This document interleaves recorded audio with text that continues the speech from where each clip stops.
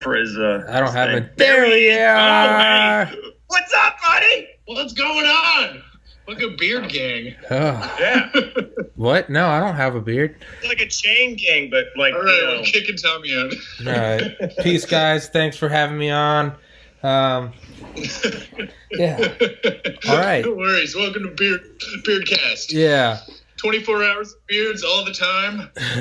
We're going to teach Tommy how to grow one today. No chicks, all dicks. Tune in. Yeah, so, Yeah. yeah. That's my fucking life. Yeah. Hey, man, it's all our lives, including JP, and he's married, so. But. Right, yeah, even more so for me. Yeah. So, oh, yeah, child. So it's a real pain in the ass to edit video, so let's just, say whatever you want, except for, like, the few words that YouTube clearly doesn't allow on. What you and I opened with, JP, before I started recording. Yeah. It's just because I have to go in and I have to find the exact time bite. So I'll be going through like 3 hours of video and like I don't watch. You will not silence me, Tommy. I don't watch my own podcast. If you make it past like a minute, I think you're good. Yeah, no, it's not that. It's just like there are a few buzzwords you can't say. And if I do, I have to go in and find them, and that means I have to watch my own podcast, and I fucking hate watching my own podcast because I listen to it. I'm like, this sucks. Like, who the fuck would tune in? So yeah. So all right, yeah. There's no topic of for anyone tuning in. There's nothing constructive is gonna happen right now. So you know, if you're looking for some educational stuff, there are a couple guests that are like that. Not here. So yeah. What's up, you pieces of shit? Rob, how the fuck you been, dude? I've been all right. Well, not really, but I'm still here. So, I mean, that's better than nothing. Yeah. Bro, I feel kind of pissed that we didn't do this last week because I was listening to you and Rob's the 2020 election podcast. Oh yeah. Last week on the way home from work, and you guys were talking about relationships. I was like, man, I want to get in on that shit. No, you can't. You can't. I mean, I'm definitely still in the midst of it. So no, fuck that. See, lots to talk about. No, I just tune it out. So I allow my life to be barren, and I just embrace it. The less women I talk to, the less I remember that I'm single and alone. So it's just, yeah. Don't pull that Band-Aid off me, douchebags. Dude, that's like I'm poor, so like the less work I do, the more poor I'll be. But at least I don't have to think about being poor. Yes, very much so. Yeah, dude. So I think I'm trying to get this company to sponsor the podcast. Bucked up energy drink instead of fucked up. It says bucked up. Do you drink? What? Energy drink? Yeah, so they have them at my local gym, and I just noticed the name, and I was like, you know, if their name is bucked up, clearly they're all right with, you know, they don't have like a clean cut image, like they're fine with it. Yeah. And I was like, absolutely. Because I was thinking about how I'm gonna have trouble finding sponsors for my podcast because it's just such bullshit, and so I emailed and honestly, dude, I think the tides are fucking changing. I don't think people are half as sensitive as as we're all told we all are. Yeah. You know what I mean? I think it's a lot of other people telling us how sensitive we are and being like, wait a fucking second. Yeah. I don't know anybody like this. Yeah. Yeah. I think people want your fucking voice. Yeah. You know what I mean? They want people to just be like, talk about what you're going to talk about. Don't be fucking... Yeah. Yeah, I mean, so a smaller company like that probably has a mindset like you do, right? Yeah, right. Yeah. So, yeah, before Rob rudely cut me off, fuck you, Rob. And but I went to the guy that like owns the gym, who I'm friends with, and I was like, "Hey man, what's this?" And he was like, "It's just some drink." He's like, "We're not moving them. We're not gonna sell them anymore." And I was like, "What?" I was like, and he was like, "Well, just like email the company, try to buy a case." And I was like, I don't want to buy any. I was just like, oh, whatever. So I emailed the company. Then I was just like, you know what? I was like, I was gonna ask if they had like a discount. And then I was just like, hey, would you guys sponsor my podcast? And they're like, we don't do sponsorships. And I was like, fair enough. And she's like, we will do a thing where we'll make like a code for your podcast. And if anyone uses it, they're like, we'll just do free shipping. And, you know, I'll get like a a millionth of a penny per dollar. But Yeah. I was like, wait, really? And so, yeah. So after this, after this podcast, I'm going to set it up. But yeah. So I think my next move is right now I just got to get people that own gyms that buy in bulk. I got to get them to use free shipping. Because I figure if you're buying like 1,000 cans at once, free shipping's probably worth it. And yeah, so dude. I think I might have my first like unofficial half, not really recognized sponsor. So yeah, big dick energy. It's a step in the right direction, man. Yeah, absolutely. Like that's you've done it the right way. Yeah. That's how a lot of companies, smaller companies, are doing that. It's just so they don't take a hit, because you get a lot of Instagram assholes like, I can give you exposure. Exposure, like, go fuck yourself. Yeah. So yeah, I want to get eat with exposure. Yeah. Tommy doesn't strike me as that type of Instagram, like, you know, influencer. Pushing the product. Wow. Yeah. Take a This picture. one's for the hose. Yeah. I mean, do you really want to be one of those self-entitled pieces of shit anyways? No. You guys will find me face down in a ditch. I'll have choked myself to death. Yeah. Face down, no pants on, in a ditch outside of Vegas. Yeah, I could be one of those guys that's like, you know, I mean, you don't think about it because you see the image and it's just like, oh, this is an Instagram image. You're more so, you know, a lot of images, they can be unrealistic, but you don't notice that they're unrealistic because you're captured by the image. It's like, oh, hot girl, whatever. But there's some of them that kind of go a little too far in terms of like, all right, this isn't realistic, that the whole image, it's almost like the uncanny valley. The whole image then becomes ludicrous. Like when I see like a picture of like, you know, an influencer and he's standing there and he's got like 11 abs and he's like shirtless in designer jeans with like veneer teeth, like a Rolex watch, and you know, they always got to have the phone out. So it's like, okay, look, because I have the new phone. I am, you know, we're all monkeys. We're jealous of each other. You know, look at my phone, Gucci glasses. And they always have like bright white sneakers on. They're very fresh. And they're always pants, and they're on like a sidewalk, and it's like a professional photograph. It's like 30 megapixels. The back is blurred, and it's just like, you know, it's like Mondays are for hustle, like 3 emojis, and it's just like I don't identify with that. I identify with like, it's so fucking douchey, man. Yeah, exactly. All their advertising too is like every other 9-to-5 sad fuck who doesn't want to be where they're at. Yeah. And they think if they hustle a little harder at their 9-to-5 job, I'll look like Mr. fucking 11 and a half abs. Yeah. And it's not gonna fucking happen. No. And 11 and a half abs knows that. Yeah. And he fucking knows that shit. But right? that's why he's 11 and a half abs, because that's what he knew. Exactly, He has the. Yeah. He's like, my dad paid for 6.5 of these abs. You're never gonna have my dad. Yeah, and not only that, they're doing a selfie. It's just like, you know, like, ooh, like, you guys caught me at a good time, like getting the Lambo cleaned, and it's just like as they overlook they're in the Hollywood Hills and they're like looking down on DiCaprio's house, and here I am like taking a shit at Staples, like my next shift is about to start, and I'm like, one of these days, I'm gonna get it. Yeah, I'm gonna get it. Exactly. And you're like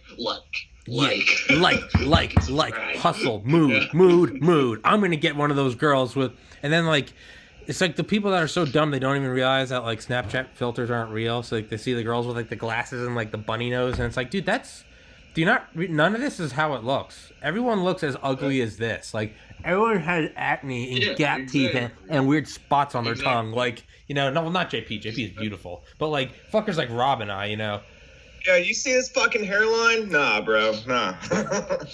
Dude, making a harsh retreat there? I've been lucky, man. Rob's I have to say. I have the same hairline I had in high school. Yeah. And like, all the comments, whenever I put up like a screen record of like, because I'll put up, you know, like a little grab of like whatever I'm talking about with like my guests. Whenever I put one up of Rob, it doesn't matter what it is. Put up like a hot girl or put up like the Israeli dude with his mask on, and it'll be like 10 views. Whenever I put up like an Instagram grab of Rob, it's like 3,900 views, and everyone's just like beard gang, like look at, and I'm just like there's no like.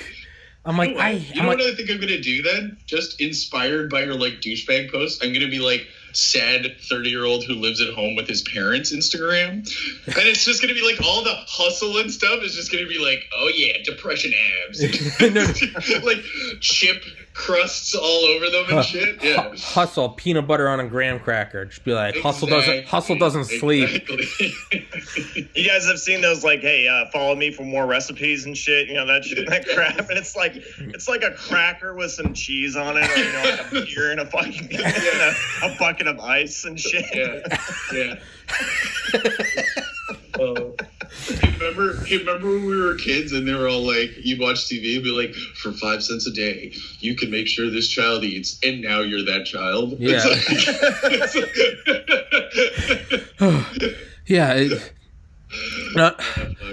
But I remember, like, when I first got on Instagram, like, one of the first things I made was just, like, I put on, like, whatever filter, like, everyone used for, like, food filters, but I just took a picture of, like, the toilet. And my logic is, like, every picture a hot girl posts, you know, it's got, like, 9 million followers because she's just hot as fuck. And, you know, it's always, like, you know, whatever breakfast is, like, egg whites and spinach, like, you know, with whatever, like, meal prep.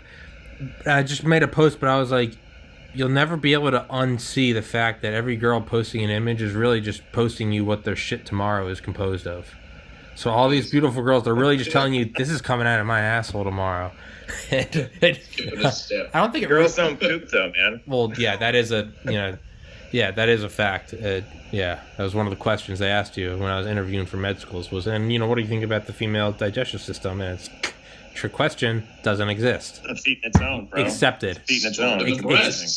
Exactly. Poop is stored. We discussed this last week. Poop is stored in the boobs. Yeah, not a lot of people know that, but I can tell you guys, as someone that was accepted in medical school. Yeah. Mm-hmm. It's true. This week on Poor Women's Anatomy. Yeah. Have you ever noticed? Yeah. Have you ever noticed that really hot chicks are full of shit? It's bingo. Yeah. It's science. Actually, all right here. Yeah. All right here. I got that fucking curse of chasing them all of my life. So yeah. And being swatted away many times. So. Yeah. Oh man. Yeah. And it's never until you have like a friend that's incredibly attractive do you realize just how like unattractive you are. Because normally it's just like you and your shithead friends, and it's just like girls, like, you know, they evade you guys like goblins under the bridge. It's just like like, but it's not until you have like one of my friends, Ivan, like the bodybuilder that looks like the Terminator. It wasn't until I like hung out with him. This guy's like 6'4", has a jawline that you could sharpen a knife on, and legitimately has like 11.5 abs. Like, could beat the shit out of like Schwarzenegger. It wasn't until I hung out with him that I realized just how unattractive I am. I was like, oh, I might, one out of it, you know, every 90 days, a girl might make eye contact with me. With Ivan, so he's legitimately, it's frustrating. He's like, it's not even like he's playing hard to get. He's like, please stop.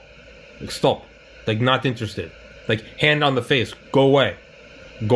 Like, he's swatting him away. God. When I worked with him at a bar, must be so fucking hard, man. When I worked with him at a bar, I remember seeing a girl that was out of my league, write her number down on a napkin, and Ivan blew his nose in it. I think it's I don't even know if it's so much like, yeah, there's a certain level of the hotness or like, Rob, you're shut up. But it's Rob, also you're how tall. You carry yourself Rob, too, right? Rob, shut up. You're tall. This conversation was between me and JP. Yeah, but I'm fucking thin and have a huge nose, so it Rob, goes both ways. Like, I've carried myself in depression and get no fucking attention. Yes. Or I've been like happy and nice and confident. Like last week, I had to fucking pick up coffee for work or whatever, so ran over to Starbucks, and the Starbucks girl's like, you got like a real chill Dak Shepard vibe, and I was like, he's not hot, but he's married to Kristen Stewart, so I'll fucking take it, right? I don't know who either of those. Man, I don't know who either of those are, but fuck you. She's like super hot. No. Yeah, he's like she's an actress. Okay, well, fuck both of you. Okay, fuck me, dude. Rob, hold on 1 second. Hold on, we need to backtrack a little bit. Rob, you feel bad about your nose? Do you see the profile on this bad boy? I mean, I get that bump. Yeah. I get mistaken for a Jew almost daily. Yeah. Okay. Yo, you want to hear the worst thing? Okay, so last time Mommy and I were in Japan, we were in Tokyo. We were meeting up with a friend. I went to have a smoke and was coming back to meet Mommy at wherever we were sitting having a coffee. Girl looks at my nose and goes, Rob! Like, fucking legit. Could only tell that I was the white guy she knew because she recognized my nose. It was fantastic. Yeah. I thought, yeah, well, yeah. At least it's not like me. Like after John, I put on literally 67 pounds. It's never quite the same when you go to UGA and someone's like, "Oh, Tommy," and it's like, "Yeah, I know. I look different. I look like the Michelin Man now. I get it. Hey, it's cool, douchebag." I had one friend that just didn't sugarcoat it. He went to medical school and came back. He was from Korea. And I remember he saw me. We're hanging out. It was like 2 minutes, and he goes, "Dude, you got fat, man. You got a fucking fat guy." And I was like, "Thanks, son me up." And he was like, "No, you're like, you big now. You're fat. Like, not big. You're fat." And I was like, "Yeah, dude, I got it." And he was like, "Do you know how bad that is for your arteries?" Because he just finished his first year of med school. He's like, "Do you know how bad that is for your arteries?" And I was like, "Yeah, man, I do." He was like, "That's bad, man. He's like, "Do you have stretch marks? Can I see your stretch marks?" And I was like, "Dude, fuck off." Literally, he was like lifting up my shirt. He was like, "Whoo, boy, you fat guy. And I was like, Jesus. But you know what? God damn if I didn't go to the gym the next day. Like, I was like, there's no sugarcoating with him. He was like, "You big guy, man. You big guy." Like, wasn't even like bulky. He was like, "No, you round. I was like, part of keeps out of the gym is that like I never get fat. Like I was fatter in high school than I've ever been since, and I don't know what the fuck is up with that. It's because you're tall and beautiful. Again, you can't. I can't identify. You're the Instagram. I think I'm just like always depressed and like anxiety, so I like never eat. I'm just constantly drinking coffee. Yeah, I'm like a crackhead with no crack. Yeah. This is good crack. I don't know about it. Yeah. Sponsored by crack cocaine. Yeah, that was sugar, right? Yeah. Yeah. Dude, the guy I had on yesterday, he drove armored trucks for a bank. He said asked him what the most was. I put it on Instagram, and he said the most they ever had in a truck was fresh from the Federal Reserve. One truck, $350 million. Yeah. Wow. Yeah. Yeah, he's like, "I have experiences no one else has had." I was like, "Yeah, well, no shit." And he was like, "No, I ate lunch on a pallet of 50s. I was like, "That's pretty cool. That's pretty cool." But dude, Rob, you just disappeared from my screen for a second. Sorry. Yeah, dude, it's yeah, man. He was talking about some of the shit, and dude, he sat when I was like, "You ever thought about like taking anything?" He was like, "No, if you show up and like a bill is missing," I was like, "Are you fired?" He was like, "No, they detain you. The company comes and investigates you. The truck doesn't leave. The bank doesn't shut down. They sit there. They count it all at the machines." And he goes, "And if it's not there," he goes, I was like, "What is it, like the mafia?" And he stared at me. He goes, "No, yeah, someone comes up and basically goes, 'Where's my money?'" And I was like, I kind of got chills when he said that. He was like, there's no like, "Hey, that's strike one, kiddo." He's like, it's "Where's my money?" And it's like, oh fuck. Yeah. Like, yeah, dude, fuck that noise. In my early 20s, I worked like just a maintenance job, but it was at basically the receiving warehouse for all of the money, checks, bills, like for one of our major banks. And yeah, like just to get into this one area, I'd have to go in sometimes to patch holes because people would knock holes in the wall and try to stuff money in there. Right, so they'd have me fucking go in and patch the shit up, and literally, yeah, walking past like probably not $350 million, but just like tables of cash, and you're just like, holy shit! And everybody counting them has like a camera 2 feet over their head.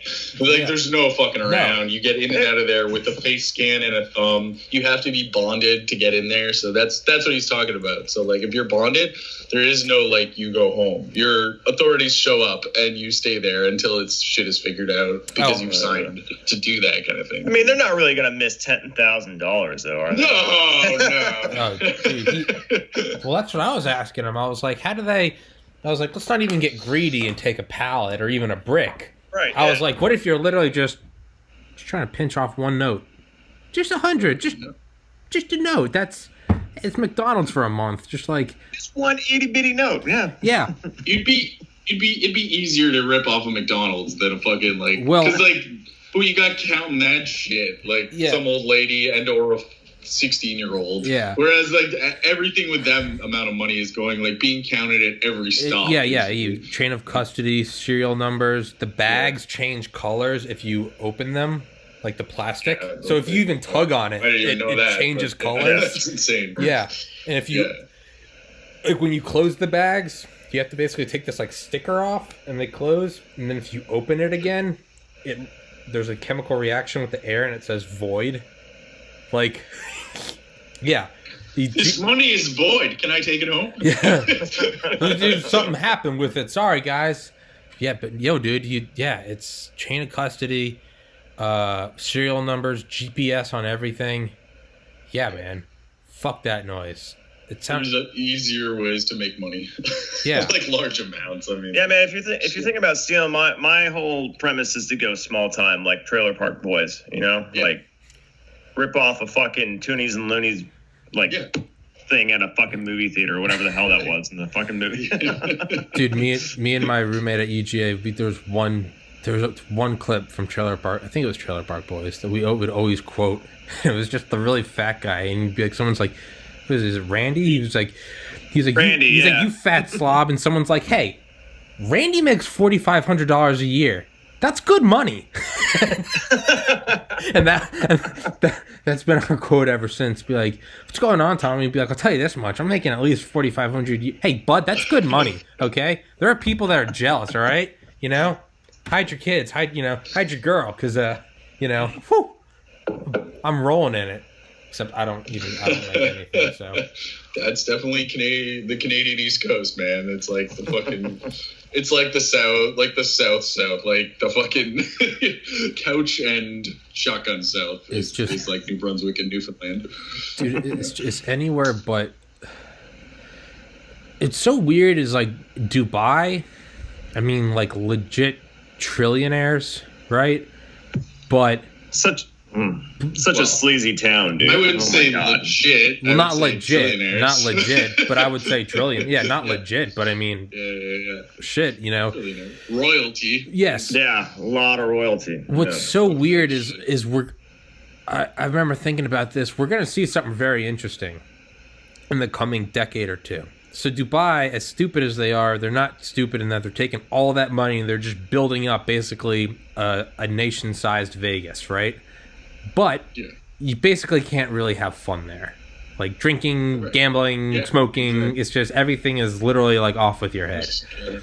So what we're going to see though, when the rest of us get off oil, whether it's because oil runs out or because we get solar or cold fusion or some shit, Dubai's still going to need money. And they're going to rely on tourism. And what they have is it's the craziest place ever, with the tallest buildings ever. But you can't do anything there. And right now, when oil runs out and they're going to rely solely on tourism, the only way they're going to be able to get people to come there is, okay, you can drink now, you can smoke now, you can have hookers. Exactly. So we're gonna see which one talks louder, the religion or the sudden lack of funding that they've grown accustomed to over a century. Yeah, we're gonna see a very fun. We're gonna see the best case of like practicing what you preach, or it's just gonna be like, yeah, fuck it. We're gonna see when money runs out. We're gonna see like how intense. All of a sudden, they're just gonna be like, we're Catholics, like Yeah.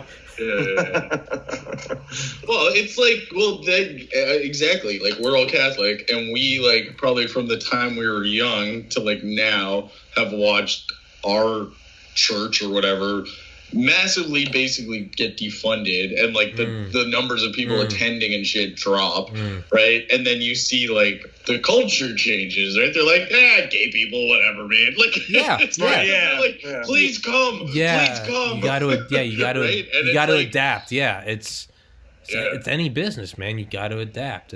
Maybe you're right. Maybe I'll be able to get sponsorships because everyone still thinks everything's like the boomer mindset, when in reality it's like no one gives a fuck if you say any like shit fuck. It's I really don't think it is, man. I think there's so much shit going on nowadays, like as far as the culture, that people are just fucking tired of it. They're like, dude, fuck all this fucking hang-ups and all this self-censorship and whatnot. Just fucking say what you want to say. Fuck it. I think money's gonna talk. I think it's gonna be like, well, we don't condone that, and be like, well, I can get you like 1,000 views. Like, or whatever number, and be like, well, we're always about freedom of speech. Like, I really do think it's just the money talks. And I think if I can get that big dick swinging my way of just views, I don't think, like, always drink out of this fucking thermos thing. So yesterday I emailed Hydro Flask and Yeti. Poisons you? Yeah, what? I said, so nobody poisons you? In case you say the wrong thing. I just caught a glimpse of Rob's poop mug. That's fucking awesome. Yeah. Oh shit. I had one like that when I was deployed in Afghanistan. It just said, "Coffee makes me poop." Yeah. I don't get. What is it? Is it quirky? Nope. It's just coffee makes me. Coffee makes me poop. It's true. It's just true. Yeah, it's just true. I remember there was this Vine video that used to make me think of John, because it was this guy that was like, he's like in the driver's seat and he's about to have a sip of coffee, and the guy next to him goes, "Hey man, did you?" And he goes, "You wouldn't like me before I have my coffee." And they go, and I was just like, it makes you think of those people that have the mugs. It's like, don't talk to me yet. Now you may speak. And it's just like, oh, you fucking piece of shit. I gotta go to the bathroom. Now we have 3 people, so I don't have to pause for bathroom breaks. Woo! Oh yeah. Fuck, man. Keep it going. Oh shit. So are you like a? Well, let me ask you, man. Are you like a coffee connoisseur? Or you just drink whatever the fuck you want? I wouldn't say I'm a connoisseur. I have some taste, but like I'm not like fancy. This is Folgers made in my parents' espresso press. So if that's like the combination of fancy, it's like a suit with fucking bands on, basically. Yeah. You know what I mean? I can dig that. Yeah. No, I only ask because I don't know what it is, man. Something like within the last 5 years, I realized like people get really fucking snooty about coffee. Like, oh, do you drink it black? I'm like, no, I put creamer. Well, you're not drinking the right coffee then. I'm like, oh yeah, I know. I don't fucking care. Well, because like for me, I'm like, yeah, my grandmother started feeding me this shit when I was like 3, and it had cream in it. So guess it's having cream in it for the rest of my fucking life. Like, like that was the culture I grew up in. So it's not like my first time at Starbucks or shit like that. Like, right? Yeah. No, my idea of good coffee is like, we have the Wawa down here. I don't know if you've heard of Wawa, but they have pretty good. It's like a gas station. They have pretty good stuff. Okay. Right on. Honestly, like my go-to if I'm just on the road is fucking McDonald's. They picked up their shit. Like I'm one of the few Canadians that I'm like, Tim Hortons can burn to the fucking ground as far as I'm concerned, because it's a piece of shit. It's not even owned by Canadians anymore. It's owned by some fucking Brazilian, like, fucking, I don't know, money firm or whatever. So I'm like, get that shit the fuck out of here, man. I'm like, it's not helping us. It's just funneling money out of my fucking country. Blow me, you fucking dumb cunts. So like, my hope right now is that Tim Hortons goes out of business and then is rebought by just, like, local people. So I was looking for one of my cousins told me a good idea to get sponsorships would be, it's called some guy actually did it on his podcast. It's reverse sponsorships, and what you do is you just start plugging like a product that you use and you really like. You do it long enough, and eventually they but it worked apparently. And so like I'm gonna plug. I legitimately love Hydro Flask, but I'm gonna plug a couple things like that. But I was also thinking like, I was like, what else do I use? Like, obviously my MacBook, but I mean, I don't think Apple sponsors anyone. Like anyone. Not even perfect billionaires with no dirty record. It's like being sponsored by like a hydro company. Yeah. Because like everybody fucking has them and uses them. Yeah. For so much sponsored social by media and shit sponsored like by electricity and water. But so sponsored by Bell. Yeah. So one of the things I have under my, I mean, I can't show you because the laptop's on top of it, but it's those like laptop cooling fans. It's just kind of like one. Yeah, it's like a grate almost, so the air flows and it's got 3 little fans, and it works fine. It's plugged into the USB. I have 2 of them on top of each other just for extra flow, just for graphic design and shit. This thing just it boils. And it helps when in this room I never turn the heat on, which is why I always have this stupid fucking jacket on, because it's like 61 in here. And then I have this fan next to it, so when I'm processing the videos on iMovie, because the audio sucks, I put it on iMovie and it will like equalize it all and make it sound less shitty. But anyway, that all makes this thing just fucking cook. So I'll put the 2 fans on under it. I don't have them on right now because I don't know if you can hear it. Can you not hear that? I hear it a little bit. Well, if anything, anything that's beautiful advertising because it's okay now. It's quiet. But so I turn all these on to get airflow. So I was like, oh, I'll try to get these guys to sponsor me. Just So I went on Amazon. I went into like my order history and I found the company. And I was like, okay, and like went into their website and tried to find them, and I was like, I want to see if they can sponsor me. And I was just going into it, and I was thinking like, I'm gonna get whoever to try to sponsor me, so long as they're not Chinese. I was like, that's my one. I'm just not, because that's just shit. And I started looking at the website, and it was all in English, and I was like, oh, perfect. And I started reading it. I got like one sentence in. I got one sentence in, and I started reading it, and I was like, this isn't an English company. It said it was like cool tech. It was like, we are providing you with the best technology ever. Just like when you first fall in love with being good guys. And I was like, wait, what the fuck? And I was like, bullshit. So it was like, it's like, might as well say sponsored by coronavirus. Yeah, I know. It was like, we are always producing the best for you! ! Like with the excitement of young child. And I was like, what the fuck? So I went in and I was like, you scroll down. Yeah, it's just got Xi Jinping down there. Yeah. Thumbs up. But no, it was like based in like Netherlands, and I was like, this isn't But I went in, and I don't think they even know it's on the website, but it was like, location. And so I just like zoomed, because it zoomed in on just a building, so you can't see street names or anything. So I just zoomed out. And of course, it was like Zhangzhou province. And I was like, well, fuck them. So yeah, not them. So I went to I was like, maybe I'll do external hard drives, because I always export everything to an external. And because this laptop has 250 gigabytes, but because it screen records in 4K, like Dan Libby and I's podcast the other day, that was 127 gigabytes before compressing it. So I had to so I had to compress it down to 720p, which still is like 25 gigabytes. So, but I put everything on external. Some of them I have to like chop up and start basically dishing off the computer before the podcast is even over. So I was like, oh, I'll get Seagate. And so I was trying to find Seagate. I couldn't get a number from them anywhere. And I finally got a number, and I called it. And it was just a Chinese computer machine. It's like, they had English. It was like, press 1. It was like, yi dang zai shui. And I was like, huh? Press 2. And I was like, oh, god damn it. So yeah, everywhere I'm turning, it's like all the roads lead back to China. So I don't really know. So I'm just trying to find like maybe like get a couple things. So those like. Hey Rob, bring your microphone closer, Rob. Oh, sorry. So maybe like just use that as like a project. Choose like 3 things that you use, like an external, the fan and whatnot, and try to track down some like North American companies that are actually making them. Try to get in touch with them and be like, hey guys, so this is my thing. I don't expect sponsorship from you, but I want to use stuff that like matches my beliefs.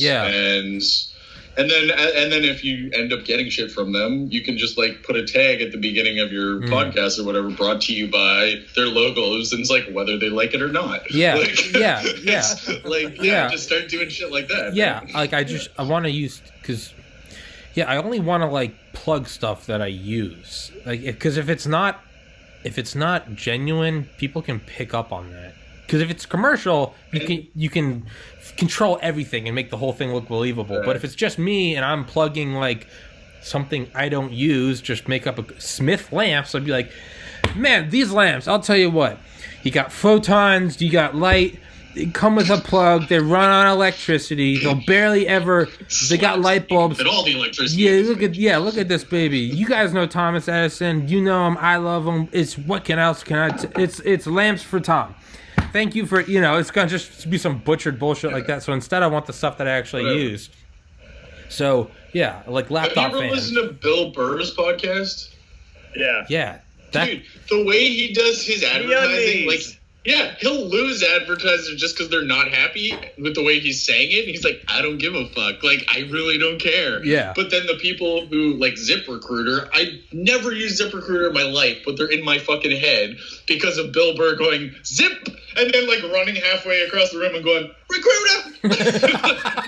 Recruiter! Like, yeah, because the way he fucking does it, right? Well, so, dude, it's... I was just going to say, the only people who are going to bring manufacturing and, like, skilled work back to our countries are us. Yeah. There's no more companies that are going to be like, we can't rely on Walmart or politicians or anything. It literally has to be us doing shit like this, getting in contact with each other, starting to make these fucking lines of trade at a lower level, and then building up from that. Because that's how they fucking did it back in the day, right?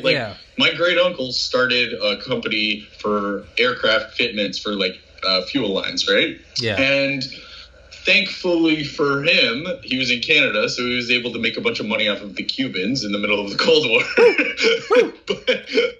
but you know, you do what you gotta do, right?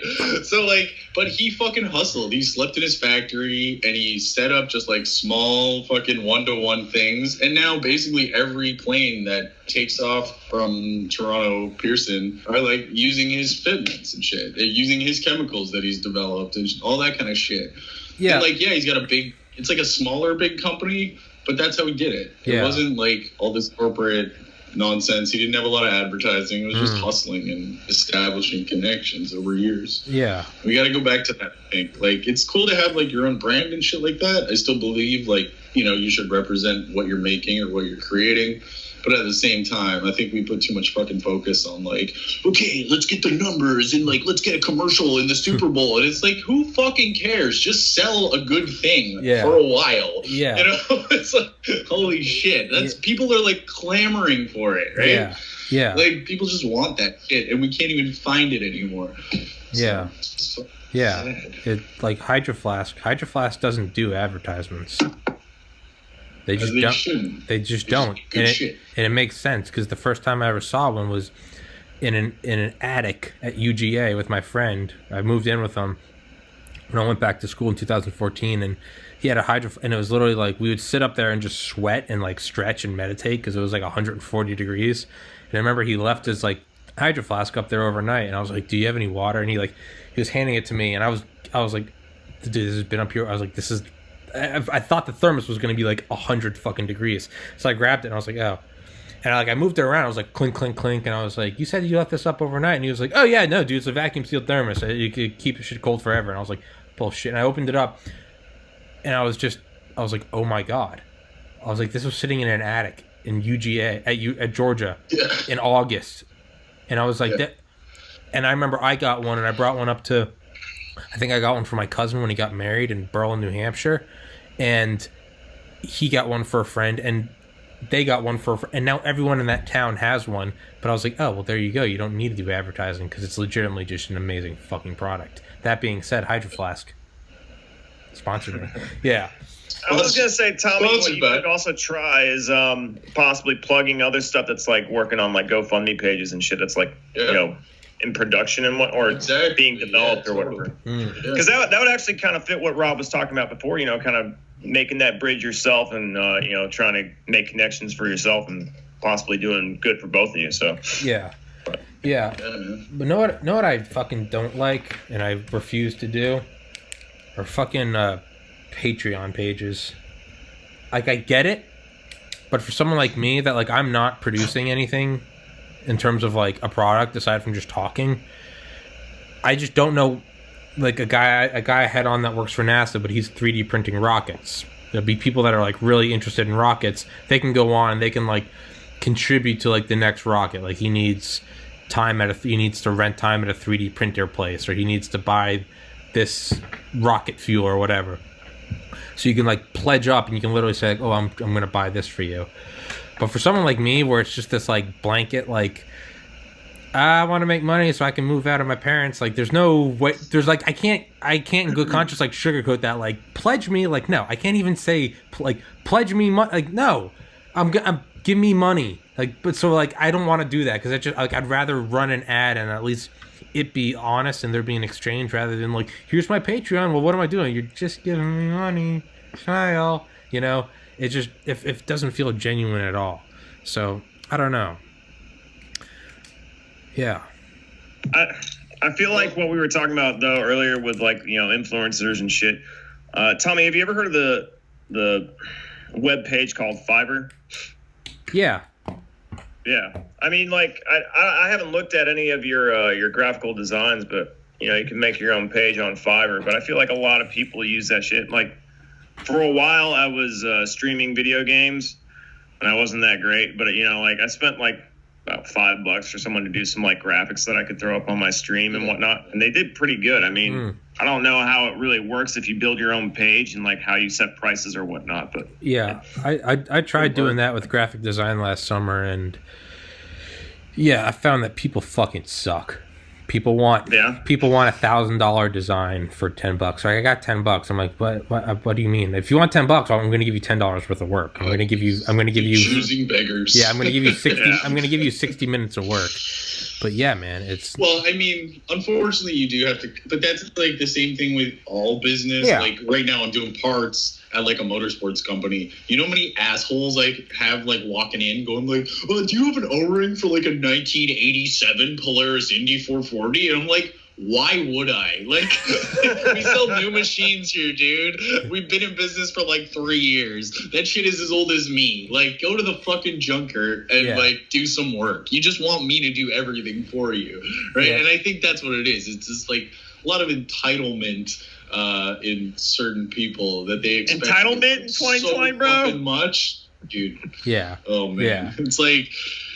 So they expect so much, but like want to give so little for it back. And I ran my music business, so like that's where I learned like you can't fucking like, especially for me because I was the manager, right? So I took my cut or whatever. But even that, you can't be like an asshole about it because shit doesn't always work out the way you want it to. Like you might be expecting, okay, I'm gonna make $250 tonight, but like.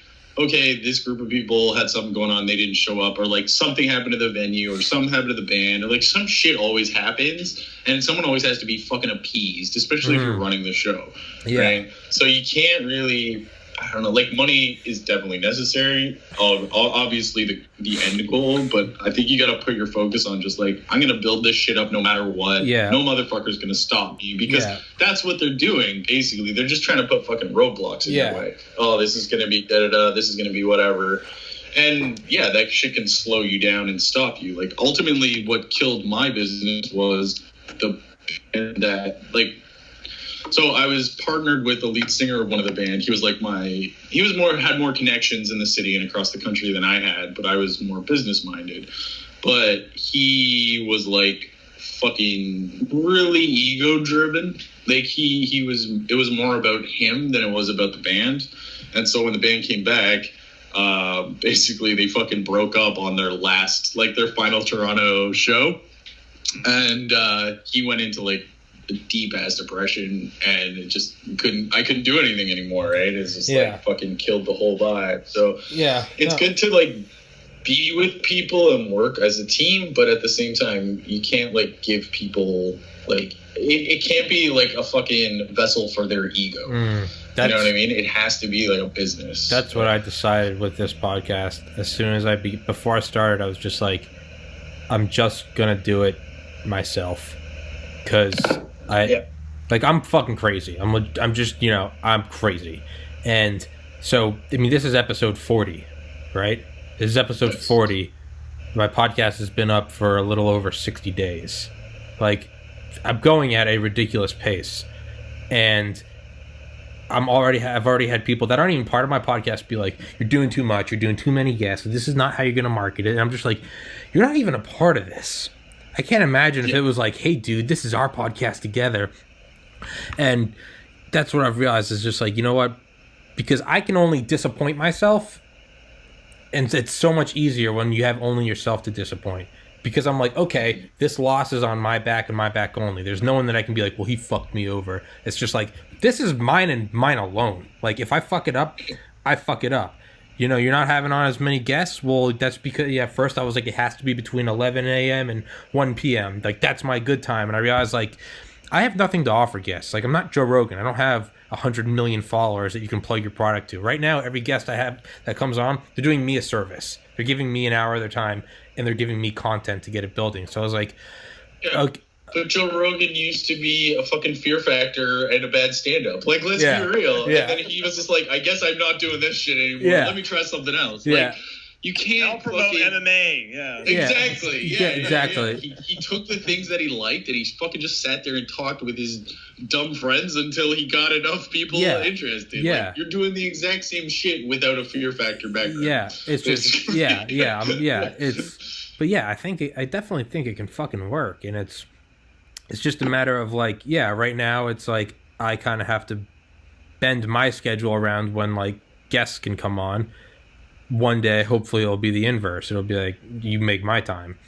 Right now, it's I have to reach out and find sponsors. But you know what? I almost like that it's going at this pace from the bottom up. It's like, you ever play like a video game and, you know, us? No, we don't. No. Not what are these vid-o games? No, it's. The Nintendo? What is that? But it's, if you ever played a game and just like right from the get-go you enter the cheats and it doesn't really feel that fulfilling versus when you like slowly beat a game and you unlock areas of the map and you upgrade the weapons and you get better and better. Once you finally get there, you're like, it's the same end result, you know? GTA 5, you could have the AK with the silencer and the grip, but if you like unlock it throughout the game and not just through cheats, there's just a certain like satisfaction you get from it that you don't get otherwise. Like, that's why I'll replay campaigns, is just so I can experience that again. I almost feel like it wouldn't be like, the end goal would be awesome. Like, what if my second guest was, you know, fucking Elon Musk, and I got a sponsorship from right from the get-go. Like, sure, okay, cool. You make a lot of money. You could move out of your parents' house. Okay, that's cool. But, like, there's something about, like, just clawing up slowly. Like, one guest at a time. Like, okay, right now I'm going to try to get... You want to fucking earn it, though. Yeah, I mean, but it's fun. Exactly. It's satisfying. Nature to want to earn, it's right? satisfying. Yeah, it's satisfying. Like, okay, I got to reach out to Bucked Up, like clearly a play on Fucked Up, and it's just got big deer antlers on the front of it. Okay, Joe Rogan's first sponsor was the Fleshlight, and it was for like 2 years, and like, you know, now he has the power to influence presidential elections. Like, okay, like, that's how it starts. Like, the Fleshlight, like, no, it's fucking weird. No one wants to talk about it, but listen, motherfuckers, we all jerk off, all right? And like. And now it's like, literally can like influence society with his podcast. But I don't know if I could do the Fleshlight. Pick and choose, man. I mean, you just got to find the next Fleshlight, whatever that might be. VR. I mean, let me put it this way to you. One of the biggest, so when I was working music, again, go back to this, just my personal experience, one of the biggest bands coming up in Toronto was a band called Fucked Up. Okay. That's what they were called, Fucked Up. And they were huge. They played, like, gigantic shows downtown. They were played on the radio, like, but they were called Fucked Up and would not change their name, didn't give a shit, were like this dirty hardcore band, but they were fucking everywhere. Yeah. And everybody loved them. So I think when you're just honest about, like, this is what I am, I'm not a shitbag, I'm just, like, a dirtbag, right? Yeah. Like, you know what I mean? I'm not a shitty person, I'm just a slime ball. Yeah, exactly. Like, I would just say for you, Tommy, I would just say, and just speaking from someone who tried to build like a YouTube channel based on my streaming, you know, my video game streaming and stuff, you hit burnout real fucking fast. And I'm not saying that you need to slow down with interviews, but maybe my only like input I would say was maybe just release one episode a day. So like even if you do two interviews in a day, just release one for the day. So that way, like if you find a lull and you can't find someone to interview, or you do reach that point where you're like, man, I'm just fucking tired. Like, you know, like, well, then you have some content built up, and I think you can upload them on YouTube and then like select what day to have them published. Yeah, so. No, that's definitely a tact. Like January, I did a fucking ton of them, and I hit a point where I was like, I'm burned the fuck out. And that's when I decided, I was like, okay, what's the long haul? I was like, the long haul is I know for a fact I can do 10 a month. Like, that's how I've gone to the gym every day for 15 years, is every morning I wake up and I tell myself, to lie to myself every morning and say, you just have to do 10 minutes. And some days I go in and I only do 10 minutes. I'm like, okay, I'm leaving. But the knowledge that I'm allowed to just leave after 10 minutes, 99 out of 100 times I'll be there for 45 minutes. And so what I started doing in January is I did hit a point where I was like, I'm burned the fuck out. And I just told myself, let's just do 10 a month for 2020. Like, that's just, I can do that. Like, that's one every 3 days. And so my goal to get for this month was to get to episode 40. This is episode 40. Woohoo! Woo! But now I have the rest of the month. So, like, I'm going to go up to my friend's house next weekend. Like, I have a long weekend, like, planned just to play video games and do nothing. But because I've already hit that point, now all of a sudden, like, feeling the last 2 days, I felt, like, very tired. Like, shit, okay, gotta keep going. But now that, like, this is, like, the 10 minutes, now that I've done this one, I'm like, it's almost like now that I don't have to, I feel like I can keep going. I'm like, oh. Because for me, it's all about, I mean, this is how I've always accomplished shit.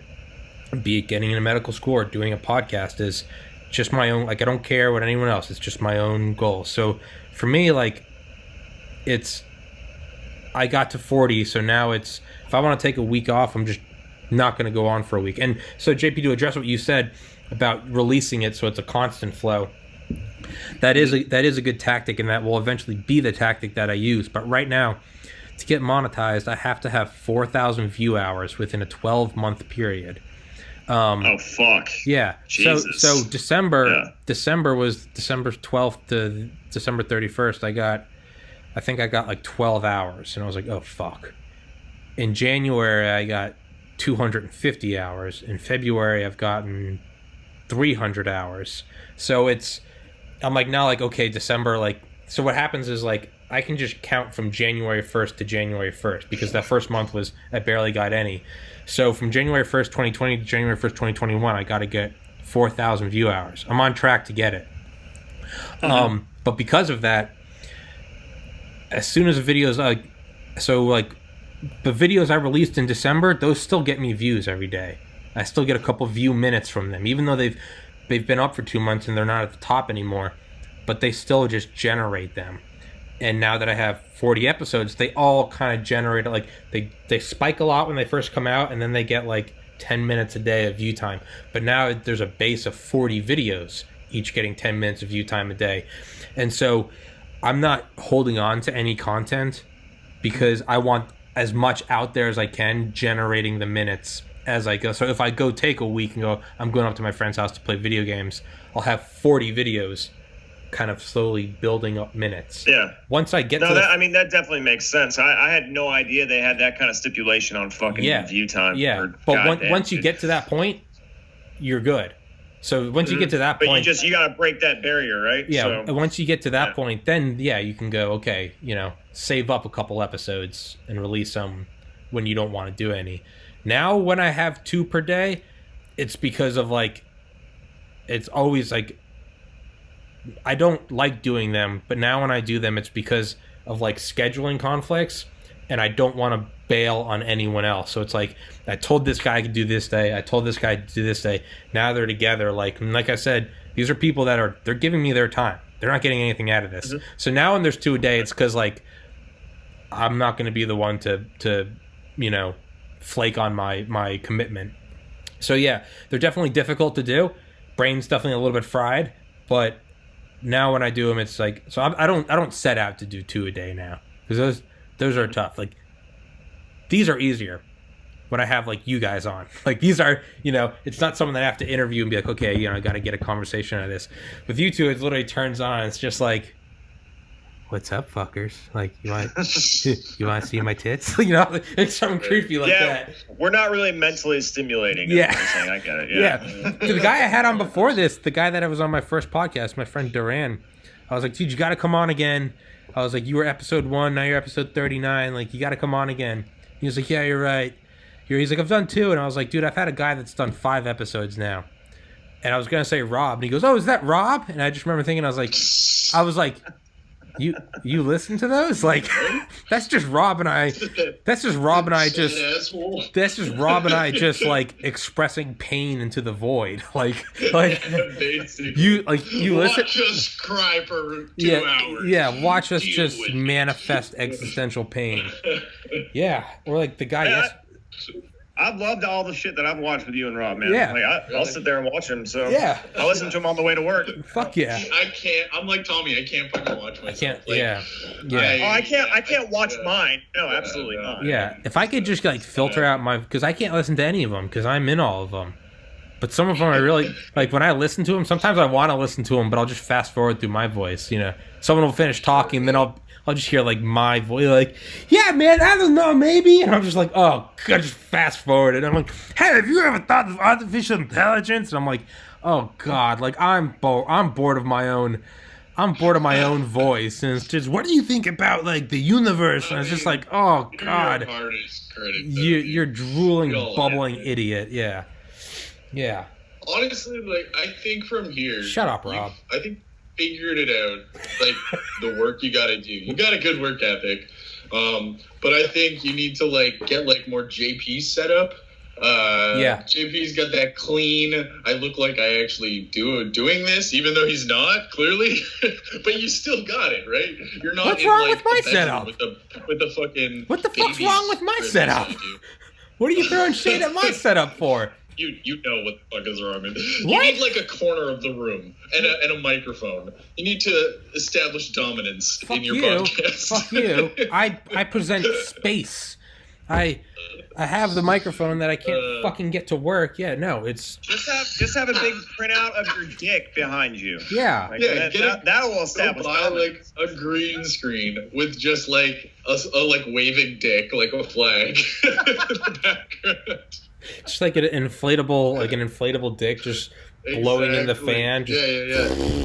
You know what? Yeah, and the first podcast that you have where you have that set up, invite me and Rob back because I want to see it. Fuck you, Rob. What is wrong with my setup? It's nothing's wrong with it. Fuck it's just you. I think it could be cleaner. That's it. And that's just me being harsh and Rob, have fun because this is your last fucking appearance. Figured, come on. I rule with an iron fist. What are you, some kind of fucking snowflake? Come on, bitch. Yeah, I am. I'm a unique snowflake with an intricate cutout.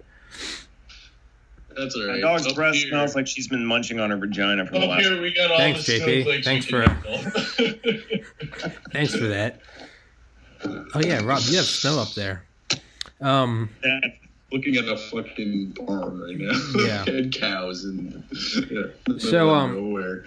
What do you think about how the other day China revealed that they actually have like 50,000 cases of coronavirus?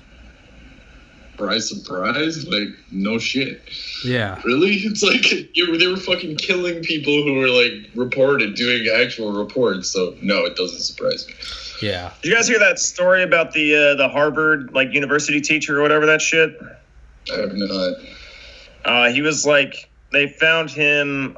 He was receiving like $50,000 payments or something ridiculous, an extreme amount of money from the Chinese government for like smuggling out samples of like viruses and shit.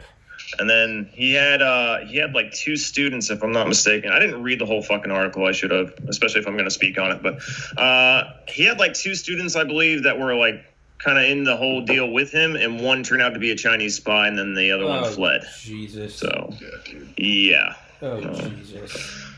I'll try to find the article. I'll send it to you, Tommy. But it's fucking. Oh no, we don't do fact checks here. It's all speculation. Yeah, didn't you hear me talking about the election last week? It's like I don't fucking know. Yeah, it's just you'd be like, I'm pretty sure this isn't real, but let's speculate. It's like I'm pretty sure this isn't real, but let's speculate wildly. I think it was like. What? Well, like, the only one thing that I knew was true was that Buttigieg guy helped to, like, fix food prices in my country, and that's enough for me to be like, yeah, go fuck yourself, you fucking asshole. Like, that's all I care about, right? He'd like it, though. Stay the fuck out. Fucking piece of shit. But the funny thing is, they all got caught, and people got money for it. So, like, you didn't even do a good fucking job of it. So, You know what I mean? It's like, bitch can't even handle his own shit. Yeah. Don't want him as president. Yeah. Dude, they had some like Biden threw out a not to go down this fucking road. Yeah, whatever. Biden threw out like an advertisement, man, and it's like Joe Biden. He was the vice president of the United States. He did this, this, and this. Buttigieg built sidewalks in his hometown, like really underplaying him and shit. I'm like, God damn, man, what the fuck? Like, I don't know much about Buttigieg, but I'm just like, dude, look at how petty this has become now. Like, man. Yeah. Like the little guy wants to play with the big boys. Like, yeah. Okay. Like, yeah. When in reality, like the guy's like, I think he like cloaks himself with this like, oh, I'm just a small town mayor. Yet he's been like working for like, you know, those like sketchy corporate like shadow organizations that they're basically like PMCs for corporations. You know what I mean? Like NGOs. Like that's what they are, right? Yeah. So hey man, it's this like. It's not shucks. Yeah, it's not a bad strategy. Putting bullets in the back of people's heads. Yeah, it's not a bad strategy. Be like, you know, like, well, gosh, well, I'm not sure if I can win a big election. I don't even know how to use the internet tubes. And in reality, it's just like, it's like on your like on the phone. It's like, kill him, make the payment to them now. You're like, oh, wow, cameras for me. When I was a kid, we used to drink pop. You know, like, it's a brilliant tactic. I mean, it's. I guess so for a certain generation, but I feel like I don't know. I think our generation is just like dipshit. Like it doesn't work. We grew up in the 90s, right? So like we got everything extreme and like everything was so fucking marketed to us. It's almost like we got inoculated to certain types of bullshit as we got older. Yeah, you know what I mean? Saw every so cool like punk. It almost creeps me out, man. If you come at me and you're like too pure, I'm like, something's up with this guy. He's like a pedophile or something. Yeah, it's like like, you know what I mean? Yeah, it's I'm like drop a fucking F-bomb or something, man. Yeah, like it's like every punk band in the 90s you slowly see like sell out, and next thing you know, it's like we're playing at the Coca-Cola tour. You're like, what happened to like the, you know, like Live Fast, Die Young? Yeah, like, you know, it's just instead it's like we're gonna rock out. Thanks, Dale. And it's like, oh, fuck, you know, it's, I think it's the same. Yeah, it's, maybe it doesn't work as much when it's just like, well, you know, I just want to be a leader and, you know, help everyone out. It's like, no, we're all so aware of like how shitty we are. It's just like, hey, just cut through the bullshit. Like, what are you going to do? How much money am I going to get? Like, you know, it's what Rob and I talked about last time. Like, maybe the perfect candidate would just be like, a stripper covered in tattoos who's like went through drug rehab. So Cardi B. Yeah. So, but it'd be like any character assassination. Fucking Cardi B. Jesus Christ. Sorry, I didn't catch that. Woo. After Fast and Furious, I'm running for president. Yeah. But that's what it'd be like. Any character assassination. I think it'd actually be brilliant because any character assassination, you would just, it's not even like you would just be okay with it. You would just say, yes, that is true. So all of a sudden, they would have to address you on your actual campaign issues, which no one ever likes to do. So if you're just like, did you know he said this? And they'd be like, yeah, that was really stupid. He did. Like what? Yeah, exactly. Yeah, he told us. Or like, yeah, exactly. Yeah. We need somebody like that. Definitely. Yeah, like what you would do is like I'd run my own smear campaign. I'd dig up photos on externals and be like, hey, put up this. Here's a picture of me projectile vomiting in Panama City. Be like, Tommy Kerrigan. Because in reality, anyone old as booze. Yeah. You think he can have the launch codes? Like, pussy. And then it fades out. Yeah. And then it fades out, and it's just you. It's like, no, I only have one beer a day. Yeah. This. Then you throw them off for a loop, and it's like, this message was paid for by Tommy Kerrigan. Exactly. I approve this smear on myself. Thumbs up at the end. Really throw everyone for a loop. Real, just the madman theory. Just be like, this message paid for and approved by Tommy Kerrigan. Like, Tom be like, look at this bitch. You think he can run for president? I don't think so. Like, everyone's like, wait, it's just like me versus Trump. And it'd be like, wait, did he just? And I'd be like, vote Trump, because this fucker's an idiot. And it'd be like, what is this guy doing? Like, how many people would be like, fuck it, let's see what he has to say? let's get him in there. Fucking, he looks like he's gonna change things up. Yeah, he's clearly not stable. Like Tommy Kerrigan, like wore diapers till he was 30. And it zooms out, and it just shows me narrating. It's like it just cuts, and I'm like, and he doesn't even want to be president. Don't vote for him. Like, yeah, I don't know. Maybe you just got to go like complete insanity. Maybe that's the only way to win. Is just because every facade you put on, every mask you put on, everyone's aware that it's a facade or a mask or a display. And, how many levels of display is it? How much is it disinfo? Is it... The only way to win that game is to not even know what your game plan is to just truly like Russian roulette with every ad. Be like, I don't know what my game plan is. Because if you don't know what you're doing, the enemy can't know what you're doing, right? So it just truly has to be like roll the dice every time and just be like, fuck it. I'm pretty sure that's like a George Patton fucking quote, dude. It's like, if we don't know what they're doing, then the enemy definitely doesn't know what the fuck we're doing. Yeah. Keep talking. I already got to pee again. This podcast brought to you by Pfizer. Do you have prostate cancer? You might have to pee often. It depends. Yeah, Tommy, what would help with your podcast if you just wore Depends? So then you can just piss the shit right there, right? You wouldn't have to get up and then you'd have your advertisement. Works for me. So, dude, you used to do streaming? Because I've thought about it. Only because like I can sit there and just riff on shit for hours. Like I've always been good at it. I did, yeah, man. And I mean, it's difficult, dude. It's kind of tough because like you build a following, on like I think I did a lot on Twitch, and you build a following based on what you're playing. So I think when I first started out playing was Battlefield 4. So a lot of people like came and who were regular people or regular viewers and stuff who subscribed, like they watched me because they wanted to watch me play Battlefield 4.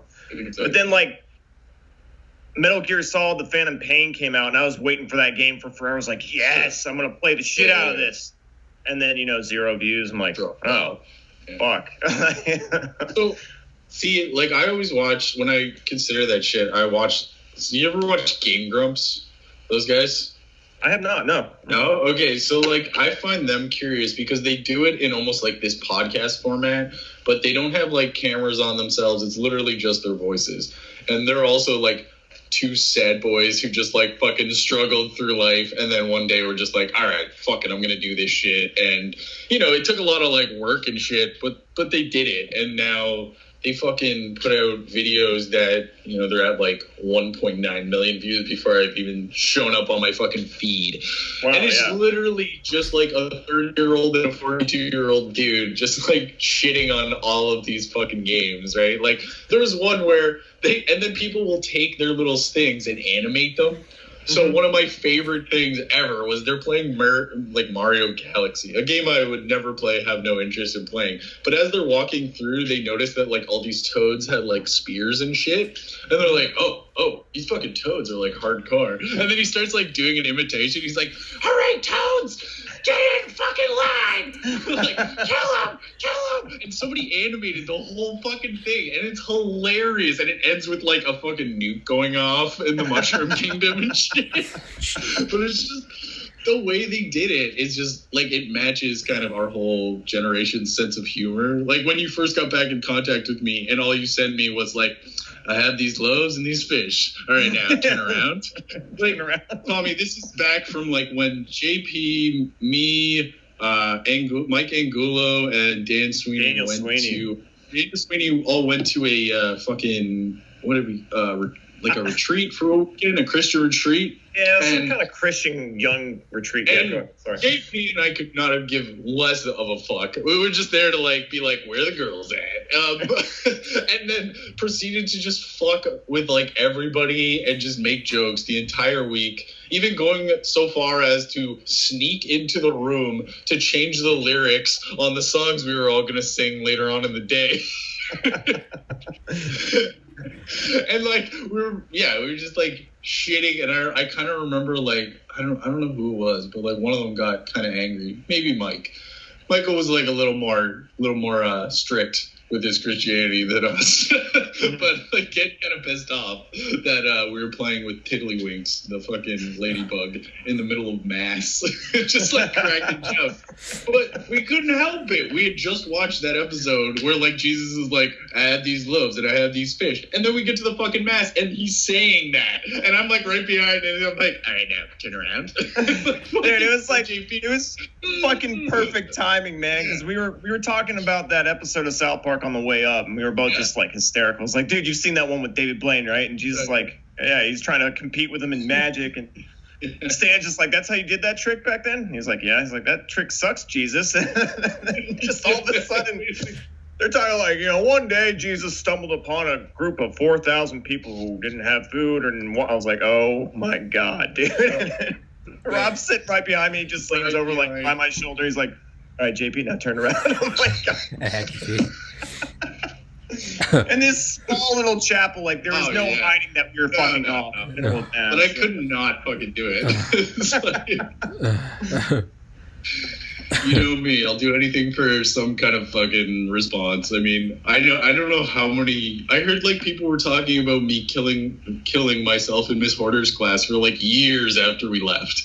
The Tic Tac box. Yep. See, what? Like it's like, fucking. That was like, yeah, like somebody screamed in our class. I think it was like Laura Jernigan, just fucking lost her shit. Yeah, but yeah, I want to take that chaotic energy into my adulthood and just figure out how to make money out of it. There's ways, man. There's definitely ways. Prostitution. That's why I'm talking to you about like fucking maybe doing something like this, like streaming again. I mean, we got the internet. It's not like being apart is a big deal. It's just scheduling. That's all it is. Right. Yeah. There's no reason not to. No. Like, my dumbass can put together this podcast. In like 2 months, it's taken on like a structure. Like, if I can do it, hey man, anyone seriously. can. Well, because like JP and I have that, like, we had chemistry. That's probably why we always got along, because we just fucking always shit talking, always, like, and always making each other laugh. So to me, it's like, out of all the people I've met, I could probably easily, we'd be awkward for like, I think an episode or two, and then we'd fucking get right back into it. We'd find our groove. Yeah, absolutely. Yeah, definitely. I don't know, man. Sounds pretty gay to me. Probably. It would be so gay. It would be the gayest. It'd be the gayest thing. Fuck you. Fuck both of you. Fuck you guys. JP and Rob sucking each other's dicks while they play games. Fuck you guys. And then it would just start and like, so what did you do today, All right. See, No, but Rob would just already be hijacked talking normal, Yeah. though. Rob would just be talking. Yeah. I think that takes that much right. True. I hate both of you. Fuck you guys. Stick it on the other side of my teeth like a baby carrot. Stop! Stop! I don't want to talk about this. I think we just got your 100th subscriber. Yeah. If you guys can talk about this, I'm just going to go take a nap. You guys can run this podcast on your own. Fucking weirdos. Put it on the other side of my teeth like what the fuck, dude? What the fuck? All right. I gotta go. Now it's my bathroom time. What? Oh, I thought you were leaving. I was like, what? You can't leave. I was like, damn, dude. No, don't leave. It's like, all right, We're just asshole. talking about dicks. We got ball sacks to talk about yet. So. Fuck both of you. Fuck both of you. Luna, oh my God. Dog, I'm going to smack you. So, I'm super excited. I saw this thing, and I can't remember the name of it, but it's like something. It's like something serpent, and it's an idea of artificial intelligence in the future, and it's like a smart enough AI. If it becomes malevolent's evil, right? Malevolent again versus benevolent. Malevolent. So, if a smart enough AI rules the world and it's like truly fucking evil, and it doesn't want to. It's even, a good AI would let us live. A bad AI would kill us. A truly fucked up AI would like take us prisoner, right? Just toy with us. Well, there's this idea, and I can't remember the name of it. There's like a Wikipedia article on it. It's like something serpent or snake. It's some phenomena, so it's got some weird name, but it will be able to look back on the internet, and it will basically be able to go back and see, because it's not like, I welcome our new AI overlords, and if you don't welcome it, you'll die. It's like, no, a truly fucked up one will go back and scour the whole internet and see who was for and who was against it, and so it can retroactively go back and like everyone that was for the super powerful AI, like you'll be allowed to like live and have freedom.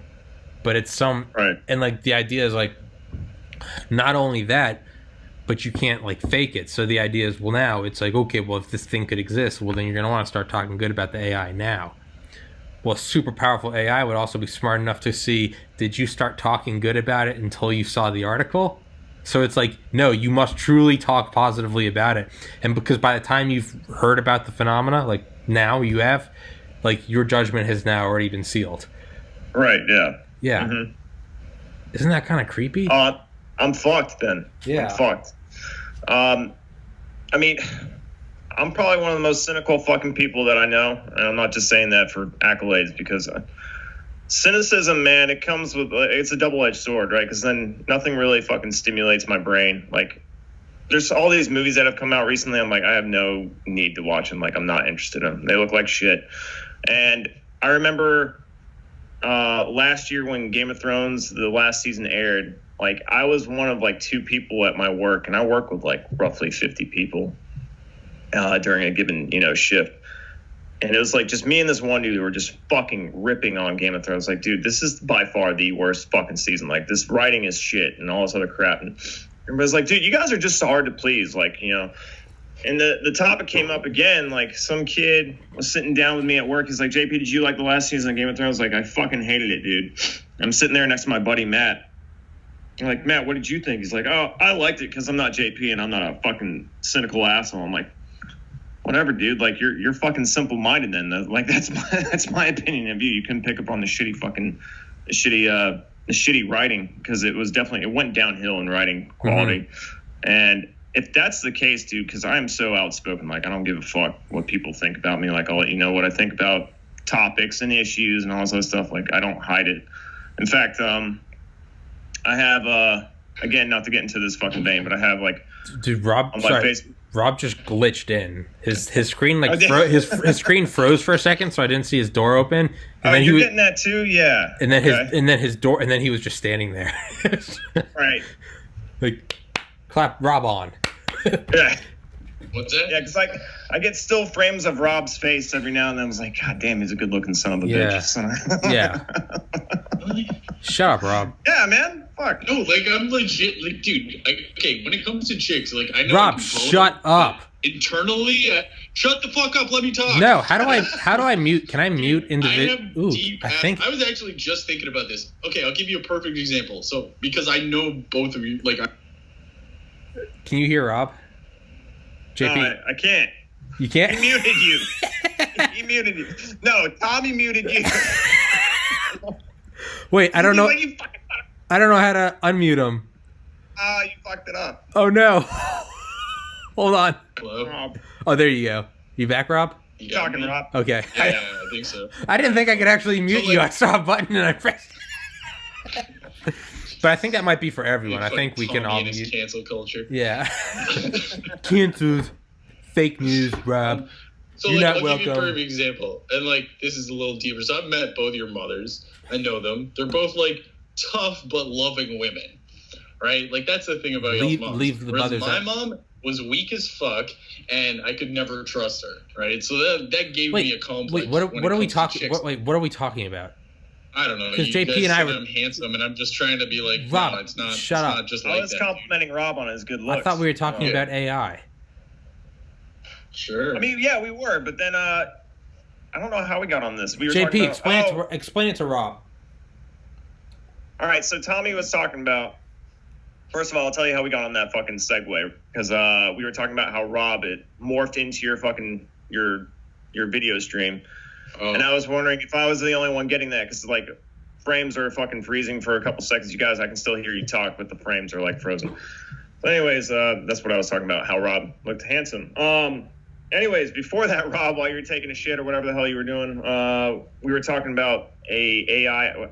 What'd you say, the serpent? It's something serpent. I'll look it up. Keep talking. But basically, it's this concept like that the AI is going to know before you even like know of its existence whether or not you were for or against it. And based on that, you're either like, you know, good for it or he's going to kill you off. So I was telling Tommy I'm screwed because I'm a cynical asshole and I'm open about everything that I'm cynical about. So yeah, same. Like, fuck, man, that like people, let alone AI, already know like within 10 minutes whether or not they want to chill with me because I don't put up like the usual niceties that I guess a lot of fucking people do. Like if you drop some bullshit in front of me, I'm like, no. Right. Like, not having this. I'm not about this. Yeah. Yeah, go ahead, Tommy. Should we? Oh, sorry. No, go for it, man. No, dude. I was just gonna say, I put that up like in a professional setting, like at work with someone I don't know. I'll put up that facade, but then like after a day, I'm like, all right, you're about to figure out who the fuck I really am. Yeah, exactly. Roko's Basilisk, Roko, basilisk, not serpent. Damn it. Close enough. It's partially a serpent. Is it Rocco like or poison? It's like a poison chicken with a serpent's head. Is it Rocco or Rocco? Roko? Roko? Is that Roko or Rocco? Roko? I don't know. It's irrelevant. Yeah, Rocco. Yeah, we'll just call him Rocco. Rocco's modern life. Rocco's modern basilisk. Yeah, I was going to say Rocco's malevolent basilisk, the terrible dark anime spinoff. Rocco's basilisk is a thought experiment about the potential risks involved in developing artificial intelligence. The premise is that an all-powerful artificial intelligence from the future could retroactively punish those who did not help bring about its existence, including those who merely knew about the possible development of such a being. Oh, so it's even worse than what I talked about. If you didn't actively help bring about artificial intelligence, you will be retroactively punished. And then the real catch is yeah, but the real catch is like you can't even, once you hear about it, you can't be like, okay, well now I should probably start help developing AI so that I can be rewarded. No, a super smart AI would also be able to, just through all data, be able to know when you learned about Rocco's basilisk. So if you hadn't helped beforehand, as soon as you hear about the phenomena or postulate of Rocco's basilisk, your judgment is sealed. You can no longer make changes. So in a sense, to myself and Rob and anybody who's possibly listening, Tommy just fucked you hard. Oh no. Oh no! This is like a modern day Ring. This is the Ring. Like, once you guys come to Canada, we have lots of forests we can get lost in. Dude, boy, is he going for a fucking pee break again? Oh, okay, no. He just got up. Glad to know I'm being judged about my urine. Jeepers! You guys are bladder able. You're being bladder. I just thought that you like got up and didn't even. It's like he's done telling us that he's peeing. He's just gonna get up. I mean, it's his podcast, so he can do whatever the hell he wants. You guys are bladderists. You guys are bladder able.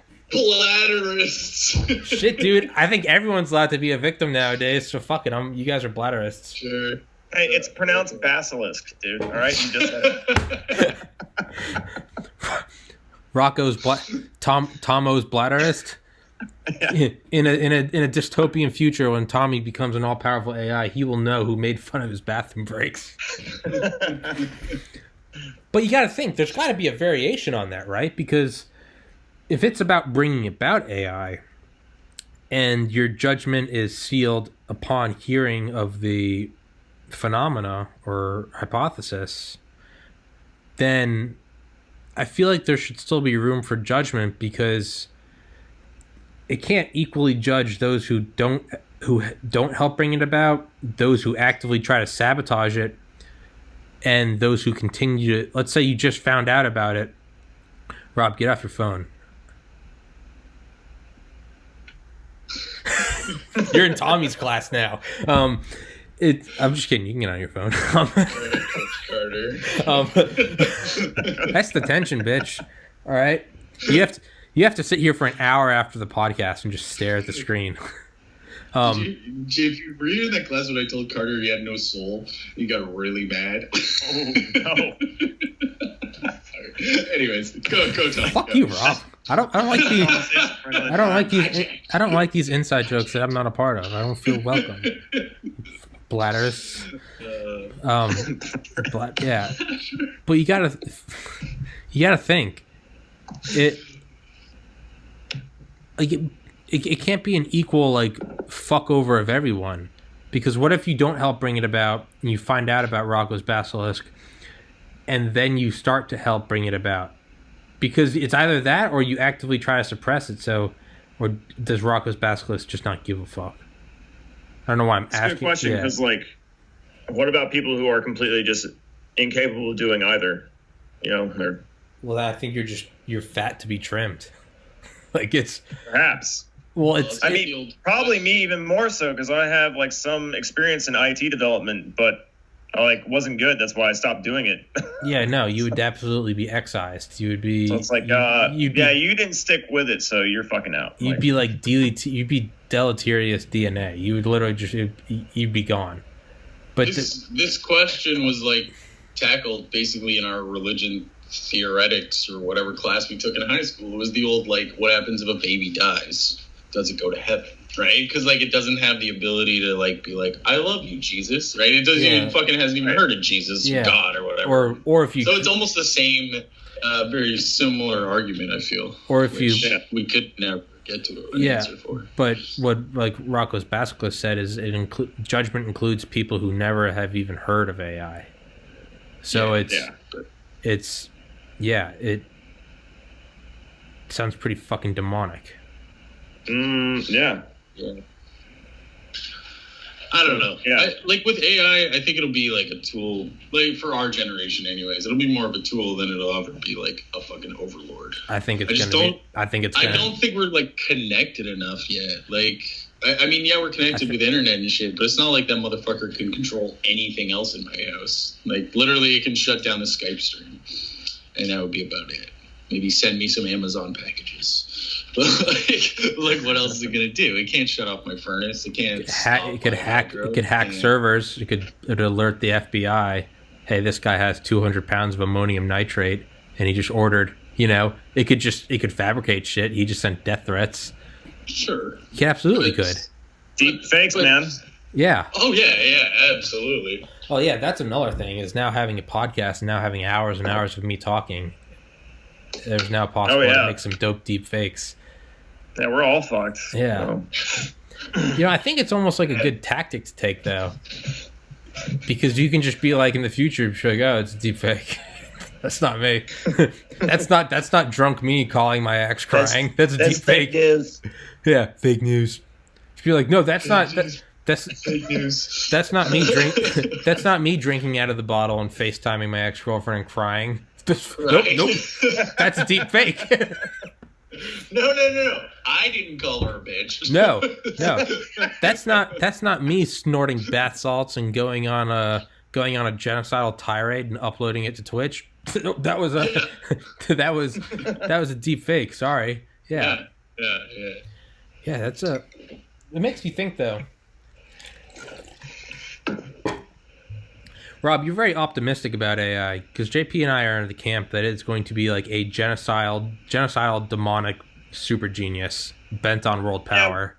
Yeah, with that though, I don't know if it's gonna right out of the gate be that way. I'm kind of in the mindset where it will be developed first, and it'll be rolled out as consumer friendly and shit. So that way it's fucking everywhere, and then it'll just flip the switch. That's exactly what I think. It'll be a tool, because we lived through the birth of consumer internet, right? And everybody had a million fucking theories about how that was going to go. And it's okay, we're all connected, but my town looks exactly the fucking same as it did when I grew up and we had dial-up. Nothing has fucking changed in 25 years other than people can get packages and some of the businesses in town are out of business. That's what it's done. So and there's a lot more porn. Yeah. Yeah, exactly. Now it doesn't take me like 5 minutes for one fucking picture to load. Yeah. And the time it used to take for that one picture to load, I'm done. Thanks, Rob. You're pushing in on the mouse wheel too, and like scrolling up and down. So like part of it. Come on. Yeah, it's. Now I have like 9 tabs open. Like, what shall I peruse today? Yeah. Did you see there's something where it was like the first? I don't remember what it was. It was like one of the first telephone tests. It was like a guy went into the next room over, and he was like, "I'm going to call you," and he like called him, and the guy didn't pick up, and it was something like, "Oh, sorry," like, I was like, I was adjusting my tie, and he was like, "I heard the phone ringing. Like, there's no way you didn't hear that." And someone was like, "The first phone call was a ghost." Just like, "Oh yeah, no, I didn't see that. Like, sorry." And he was like, "You, like, sir, you were 12 feet away from me. I called you in the next room. Like, I didn't hear. You called. Oh, I'm sorry. Family's in town. I got a thing." It's like ghosting right off the gate, right out of the gates, ghosting. And then, do you know what he actually told him when the phone was picked up? What? Can you come into the room? That's all he was doing. He was asking him to come into the room to show him that, like, okay, so what are the first two things? What are the first two things we did? We did the equivalent of ghosting, and the second thing was, and the laziest shit ever. No, and the second thing was the equivalent of, "Hey, you up? Like, come into my room." Yeah. Literally, from right out of the gates, ghosting and "you up." That guy, the guy that was testing is like, "Man, this is brand new. It's already fucking annoying the shit out of me." Yeah, exactly. In the middle of his tie, I'm not answering that. Yeah, it's. But I was thinking about like AI. Like, I think it will be able to like demolish us in ways that we can't think of. Because I saw this thing on Reddit. It was posted on like RLSD or something, and it was like animals can't recognize their own image in the mirror, right? And it was, and we're looking at it and we're like, how do you not? That's you. How do you not see that? And it was like, what is the next level above that? What is the equivalent of like humans can't? Do you know what I'm saying? It's like there could just be something that is so. It's still like just because the dog doesn't recognize itself in the mirror, it doesn't make the image any less there.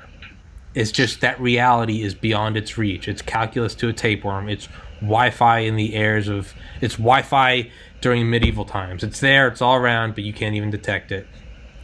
What is the equivalent of a dog can't see the mirror, and we're like, how do you not see your image? What is the? I think it's plus how we perceive time. Okay. Yeah. How humans perceive time, because like we know it's not like the way we think it is. Right. Like, it's not linear. As physics goes, yeah. Right. So we only exist in a third dimension. Yeah. It's kind of, have you seen a Contact or Arrival? Yep. Basically, if it's a weird sci-fi movie, I've seen it. Yeah, Arrival. It came out like 2 years ago. Yeah. The big UFOs come and they're shaped like kind of like seeds. You not seen it, Jay? Is that the one with like they're learning like to like communicate with them and shit? Mm-hmm. Yeah. Okay. Yeah. I've seen them.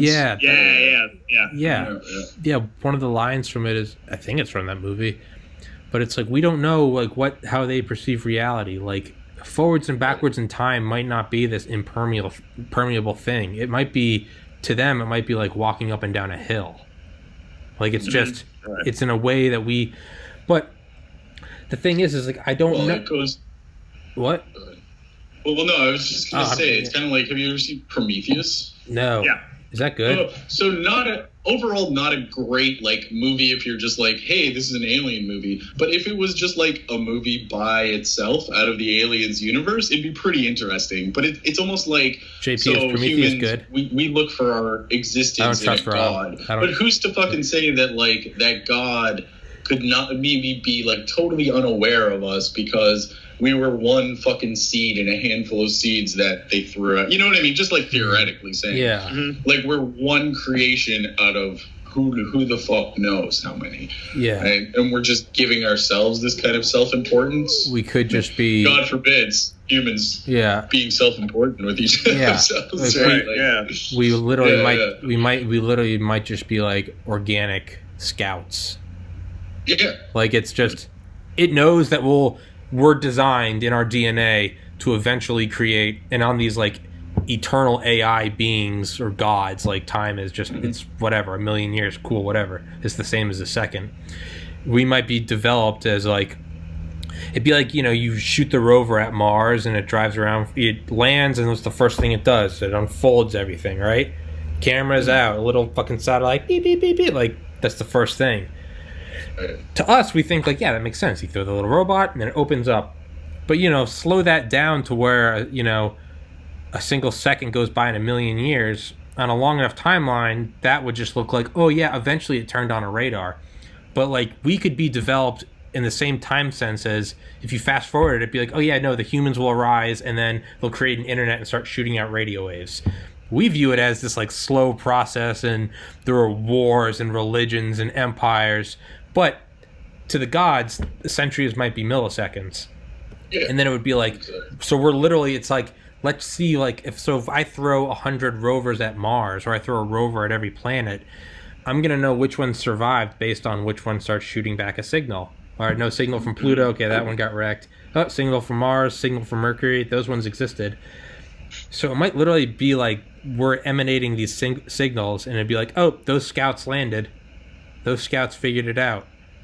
And yeah, I've thought about that. Like, we could be part of something that we have no fucking, it's just beyond us. It's like the ants living next to the superhighway have no idea. They can't comprehend it. Like, well, and once you start like getting into like fucking real biology and like what we're made of, so like, yeah, DNA, we all have DNA, and that's like the instruction on how. But the real interesting shit is the RNA, which is like a fucking program. It's like a fucking computer program that exists within us. Yeah. And that blew my fucking mind. Script run ears, right? Exactly. Yeah, like, yeah. Legit. And you're like, okay, where did this come from? And it does everything for every living thing. Trees, fucking, everything. Cows in the field across from me. And it's like something is running this program. Yeah. Like, this program came from somewhere. Yeah. Right. It's like, it's like playing video. It's like playing like a season. Fucking Halo, dude. It's fucking Halo. Yeah, like legit. Yeah. Yeah. But that's why I love Halo so much. Right? Yeah. But it'd be like, it's like running. It's like. But have you seen like those AI trees where it's like trying to get self-driving cars, and it's just generation after generation of like, car drives, hits wall, next car drives, turns, doesn't turn soon enough, and you get to like 900 generations, and it's like, now the car has learned not just the path, but it also learns how to figure out the path. It could literally it could just be like, throw RNA on the planet, and it will find out what's the efficient way to exist on this planet. And it's just like, elephants, nope. Dinosaurs, nope. Platypus, fuck no. Humans, there we go. Okay, humans did it. They can shoot out radio waves. That one's an effective radio wave emitter. And even that, it's not like we were just like, oh, humans. Like, we all have parts of other fucking types of humans that don't exist anymore. Yeah. Right? That we've all. So even that was like, okay, let's make the best human. And it's like, and to think that it's still not happening though, like the knife isn't finished sharpening. We're like, oh yeah, it all led to us, and it's like, over 4 billion years we went from single cells to us, and we're like, yep, end of the line. Job like done. What makes you job mission accomplished. Like, what makes you think that it's finished sharpening? Like, no, it's no, like, we are going to be obsolete. Yeah, but at the That's all you got, JP? That's all you got? Of the future. I'm letting Rob talk, because I keep hearing Rob chime in, and I don't want to interrupt him. No, you're fine. You're fine. No, I completely agree. I think, like, we're going to have our time, and, like, our span of time is going to be a blip, as looking at time on, like, the whole. Yeah. But, I don't know, man. Like, what do you think AI is the next thing? Only as, like, an assistant to people, right? Like, I think you can, because, like, I've been through some hard shit, and I know that, like, sometimes therapy can just get your fucking mind straight. Sometimes you just need someone or something to, like, spell shit out for you in a way that wherever you're at your time and your mind, you can't do for whatever fucking reason, right? Yeah. So I think it'll be more of, like, a mental stabilization. We'll stop seeing all of these fucking spikes in, like, extreme, like, isolated thoughts. You know what I mean? Like, let's say, for example, our perfect example, our parents see something on Facebook and it scares them or whatever, and they're like, oh my God, right? Instead of that continuing and making itself worse, they would have, like, something that would be like, what if you, like it would bring some fucking context to what they read, and then it would also eliminate the fact that it's some asshole telling you you're wrong or whatever, you know what I mean? Because you're like, no, this computer is here for me. Like, it has no personal beliefs or anything like that. It's literally just laying out the information. Maybe I need to fucking look at that and look at myself and be like, am I overreacting, or am I taking this the wrong way? Or to everybody on all the, because we all know that we do these things. Like, humans do this shit mentally. We invest in things maybe we shouldn't, or we like there's all sorts of, like, sunk cost fallacy and, like, fucking ways of thinking. Because I'm successful at X, Y, and Z, that must mean I'm successful at everything, when that's clearly, like, not the fucking like fact, right? So I think it'll help us, just like the internet has helped us in some ways. Like, again, not everything. This is like a fucking rusty knife, basically, as far as, like, if you're talking about technology. Right? This is like Bronze Age swords as far as connectivity, human connectivity. So we're getting some fucking static, right? We're getting a lot of people being like, because there are like, you know, you can go to, like, Kazakhstan and find, like, 30 guys who just get paid to fucking troll all of us. You know what I mean? And they know that they don't give a shit what they post as long as somebody's clicking on it and as long as they're generating ad revenue.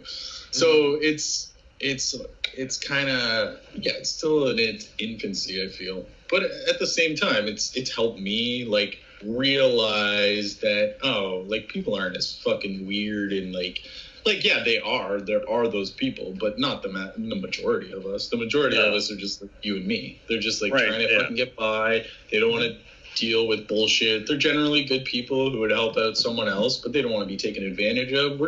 I think we're just pressed for fucking resources in this day and age, and there's a lot of expectation on, like, our generation, but we also don't have a lot of the things that our parents had. Like, I mean, fuck, man, when I left this town, I could have got a house for, like, $250,000. Now the average price of a house here is, like, $600,000. Dude, like, fuck my life. Who did this? It's not like, it's not like massive amount of Canadians showed up. No, it's because we let foreign fucking money into our country and it inflated all that shit, right? So, what happened? Yeah, being an adult fucking sucks, especially as far as, like, purchasing a house, dude. Oh, man. It's so hopeless. Like, but the alternative, renting and just throwing your money away, that's not appealing. Exactly. Nobody wants to be a fucking waste about. Well, I mean, some people do, but again, they're their place. Like, that's my thing with, like, so with what the whole, like, Andrew Yang and the UBI thing. Like, I think that kind of makes sense because I'd rather not have welfare, like, for people who need it, disabilities or, like, things like that. What's up? No, hey, I turned on the fan because my laptop's heating up. Is it too loud, JP? No, we're good. No, I'm good. Okay, sorry. No, it's good. Andrew Yang. Sorry, keep going. Andrew Yang. Yeah, so, like, the UBI, so, like, it's basically a streamlined version of welfare, but it goes to the people, like, it's kind of like everybody gets it. And then if you want to have more, like, if you're a person who has drive or ingenuity or, like, you want to do things, you can still rise above. Like, I don't believe in, like, everybody just getting the exact same thing because I don't believe everybody's exactly the same. Some people want to do this and some people want to do that. Some people just want to stay at home and fucking do nothing all day. And, you know, like, fucking God bless you, but you're only going to get so much. You know what I mean? Yeah, you can, like, afford your fucking, like, Xbox Live and some food and shit. But like, if you want any more, you're gonna have to get out there and hustle for it. That's kind of my deal. But at the same time, while you're getting that and spending it on fucking Doritos and Mountain Dew, I'm also getting that amount, and I'm saving mine so that I can buy a used car, fix it up, and flip it, and make a little extra money on the side. Like, I think that's, like, I'm not anti-capitalism, but I'm definitely anti-this capitalism because it doesn't work for me. Like, I have no access to fucking capital, right? Like, basically, other than my parents. Like, I can't go to a bank and get, like, $100,000 loan to start a business. Like, it doesn't happen anymore. So, and that pisses me off because that's, like, we talk about freedom and all this kind of shit. It's just like, is that fucking freedom? Like, the fact that I have to fucking struggle, even though I've got this mindset, even though I have this ability to, like, I've started my own businesses, like, twice before, and I've done it from nothing, right? I've done it from fucking jack shit. But it's hard because you get to a certain level and then suddenly you're competing. Like, it's like fucking coming up in the juniors, but they, instead of like farm league, you skip and just go right to the fucking major leagues. And there's no like in between, and you're like, what the fuck am I gonna do, right? That's kind of been like something that I've had to embrace, especially being as, you know, conservative minded as I am.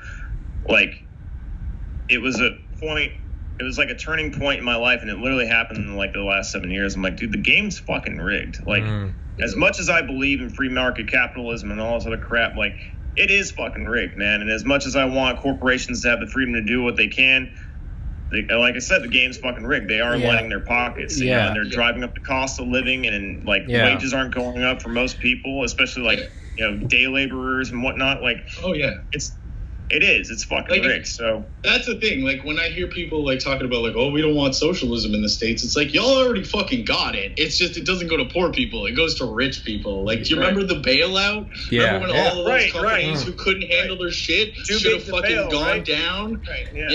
That's bullshit. Because like, we ended up like, Canadians also paid for that bailout too, because our economies are so fucking interlaced, right? So what's good for me is good for you, and vice versa, because of our proximity to each other.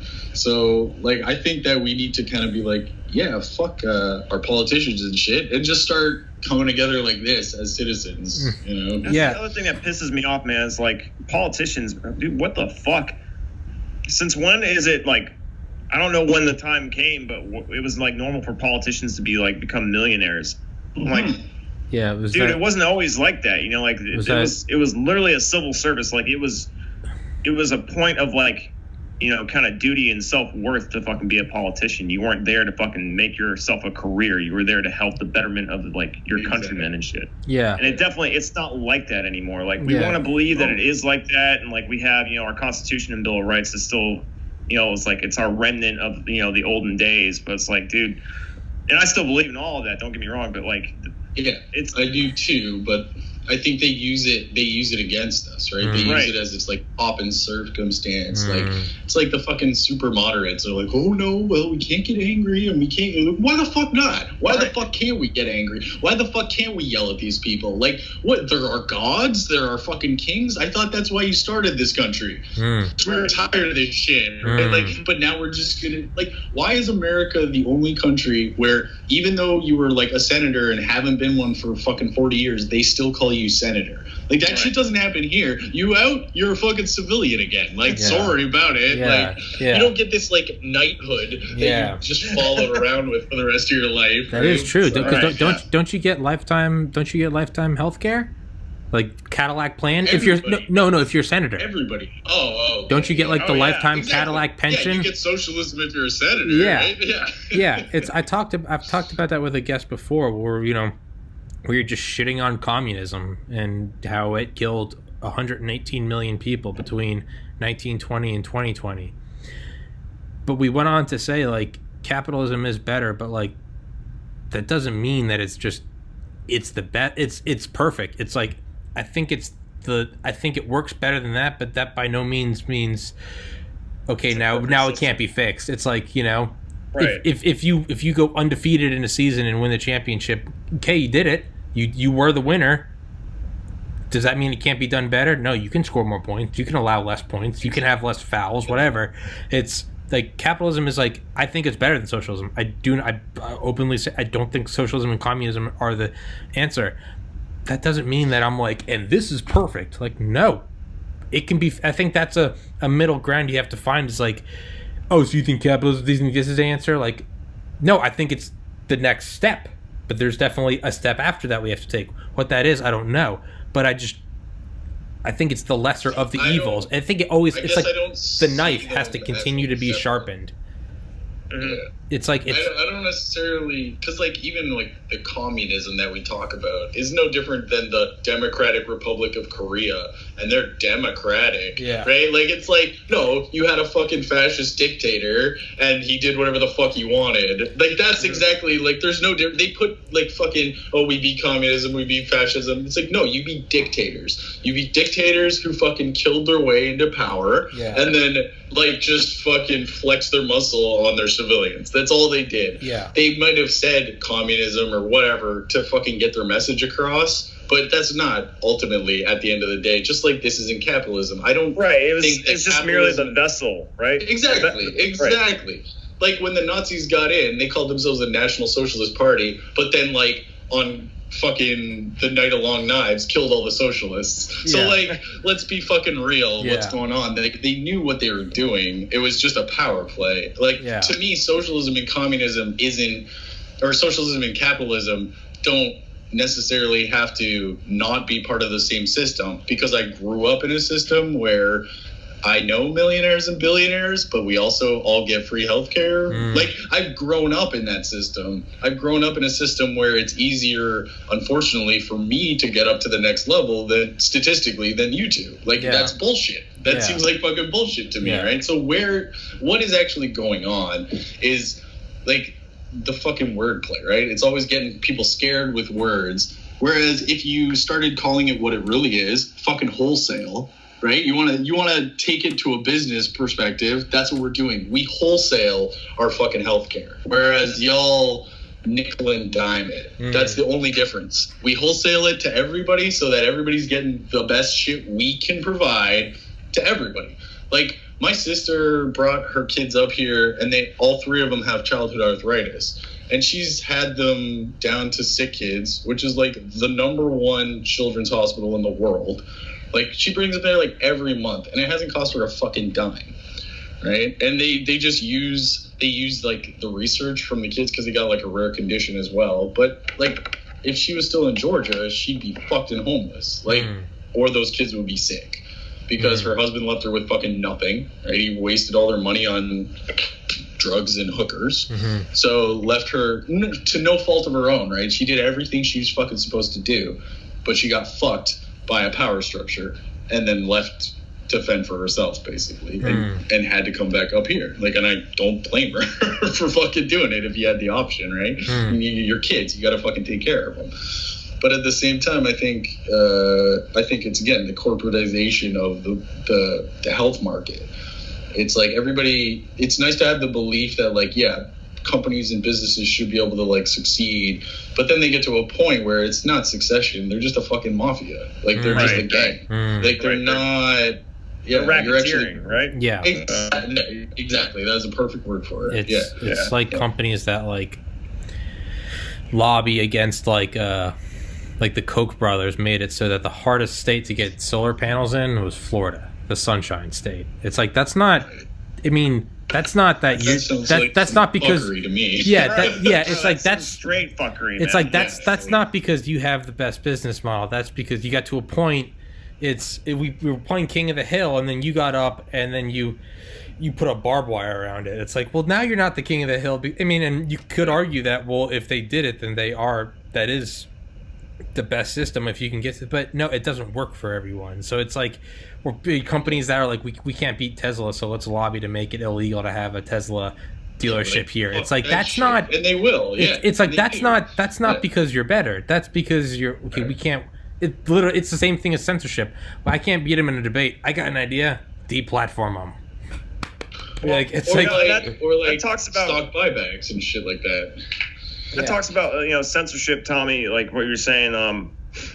like there's all these, and actually it goes into what Rob was saying too. Like we have these words, like these buzzwords that are supposed to create fear amongst people, right? And that's why a lot of people, especially in America, from what I can gather, they think like the divide is so like big, like there's this huge chasm. And I'm pretty sure we talked about this last time, Tommy, when I was on. But like really, if you were to go out and talk to anyone, just on the street, you find that you have a lot more in common. You guys are concerned about the same things and whatnot. And you might have different ideas and like ways to approach it, but I think that's all part of the play, because like in regards to the whole healthcare system, my whole thing is like the government can't manage their own fucking money with my tax dollars. I don't want them managing fucking healthcare. Does that mean I'm copacetic with the amount of money that I currently have to pay for the shit coverage that I have? Absolutely not. But I don't know, like there's so much stigma around these kind of topics, like it's hard for people to have conversations and actually try to figure out, how can we make this better for fucking everyone and not just the people who are getting their pockets lined, like. And even if you look at it, like it's not like healthcare here is not a federal thing. It's a provincial thing. So it even like works into the whole like states' rights and like individualism. Like I can go to Alberta and hurt myself and get like hurt and have it covered, but it's coming out of my Ontario taxes. Do you know what I mean? Like they established that, so it's not like here they're like, you're out of coverage. Like if I go to Georgia to go visit my family and I get hurt, like you're not within. You didn't go to a place that's within the fucking what the hell is that? You're not in. Holy shit. Coverage zone? What were you saying? Region? Coverage area. Like, it makes sense. I get what you're talking about. Yeah, you know what? Yeah, there's a phrase. I can't remember what the fuck it is. But it's like, oh, well, you weren't within this realm of coverage, so now we're going to charge you more. I'm like, motherfucker, like, I'm still covered. Yeah. So. Yeah, I feel like something a lot of us forget is, like, if you look at your neighbor and they're on the opposite political side of you, like, don't look at political, be like, what are our goals and desires? Safe place to raise your kids, good school, good job, police force, fire. It's like, okay, well, we have the same goals. So it's not that we're different than each other. It's that we're both at the base of a mountain, and I'm going, I think we should take the path to the right, and you're saying, I think we should take the path to the left. We're both trying to get up the mountain. Like, we should both be saying, fuck the guy at the top who's throwing rocks down. Right. Fuck that douchebag, And fuck that's that what baby I carrot think, dick. like, that's what I think a lot of people, and, like, I pay more attention to, like, left, kind of, not mainstream, because I never fucking watch the news, but, like, people who are fucking realistic and not just, like, pussy hat wearing, screaming leftists, like, because I don't even consider themselves, like, me. I'm, like, those people are more in line with like alt-right trolls than like anything I believe in. They're just there to fucking be freaked out or offended. And it's like, have at it, man. Those are people that have no problem. Yeah, those are people that on both sides. There are people that have no problems in life, and so they're creating problems. So whether they know it or not, everyone enjoys a struggle, whether you know it or not. If you have no problems and you're like, I am now offended by bladderists, people that don't have to pee as often as me. God damn it, we're fucked, JP. That's because everything else in your life is so good that you can choose that struggle. You can choose that like that role play. Like nothing else in life is like, you're not fighting for the raise or you're not fighting for the girl, or it's just like, I choose this struggle. It's like putting on a shoe. Like, I'm playing this game today. So man spreading, that's my new battle. Like, it's because nothing else in life is. It's if you're trying to make ends meet to put together to get rent for an apartment, the last thing you give a fuck about is the gender of people and how they have their bottom limbs oriented, whether it's an obtuse or a cute angle. You're like, I have food. My wife's pregnant. I don't care about. I can see your dick print or camel toe. It's like, no, you're not thinking about it. You're not even looking because you're too tired. You're sleeping on the subway. You don't have time to worry about how their legs are. You're just like drooling in place because you're working your third job. There's people that have no problems that are like, dude, I can feel legit. balls. I was on the streetcar one day and some guy was just like at the end of his fucking day, just like hanging out or whatever. God, woman sitting beside him, teenage girl there, and says something about like the man spreading thing. The woman beside turns to the girl and goes, "Do you have balls?" And I was just like, I just fucking lost it. And I was like, exactly. Do you have balls, right? Like, it's the same reason we can read books on our chests and it's not a bother. Yeah, right. We don't have tits. Yeah. I just spilled water all over myself. Attaboy. What? Attaboy. Proud of you, Tom. Taking the patriarchy by storm. Yeah, it's girls that are like, I'm fighting manspreading and mansplaining.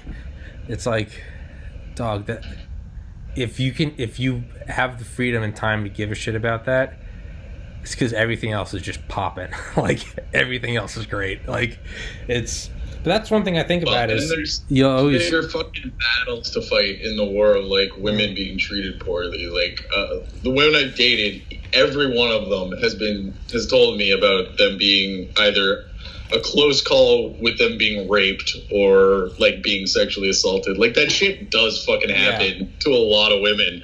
And it's like, we don't fucking talk about that. We'd rather talk about like manspreading or like other bullshit that is just like, not real struggles. Let's talk about this motherfucker who like fucking drugged some bitch and tried to rape her at the end of the night. How about we beat the fuck out of that guy? Yeah. Like, that's kind of where I'm at. I was like, let's get rid of the weak ass fucking men.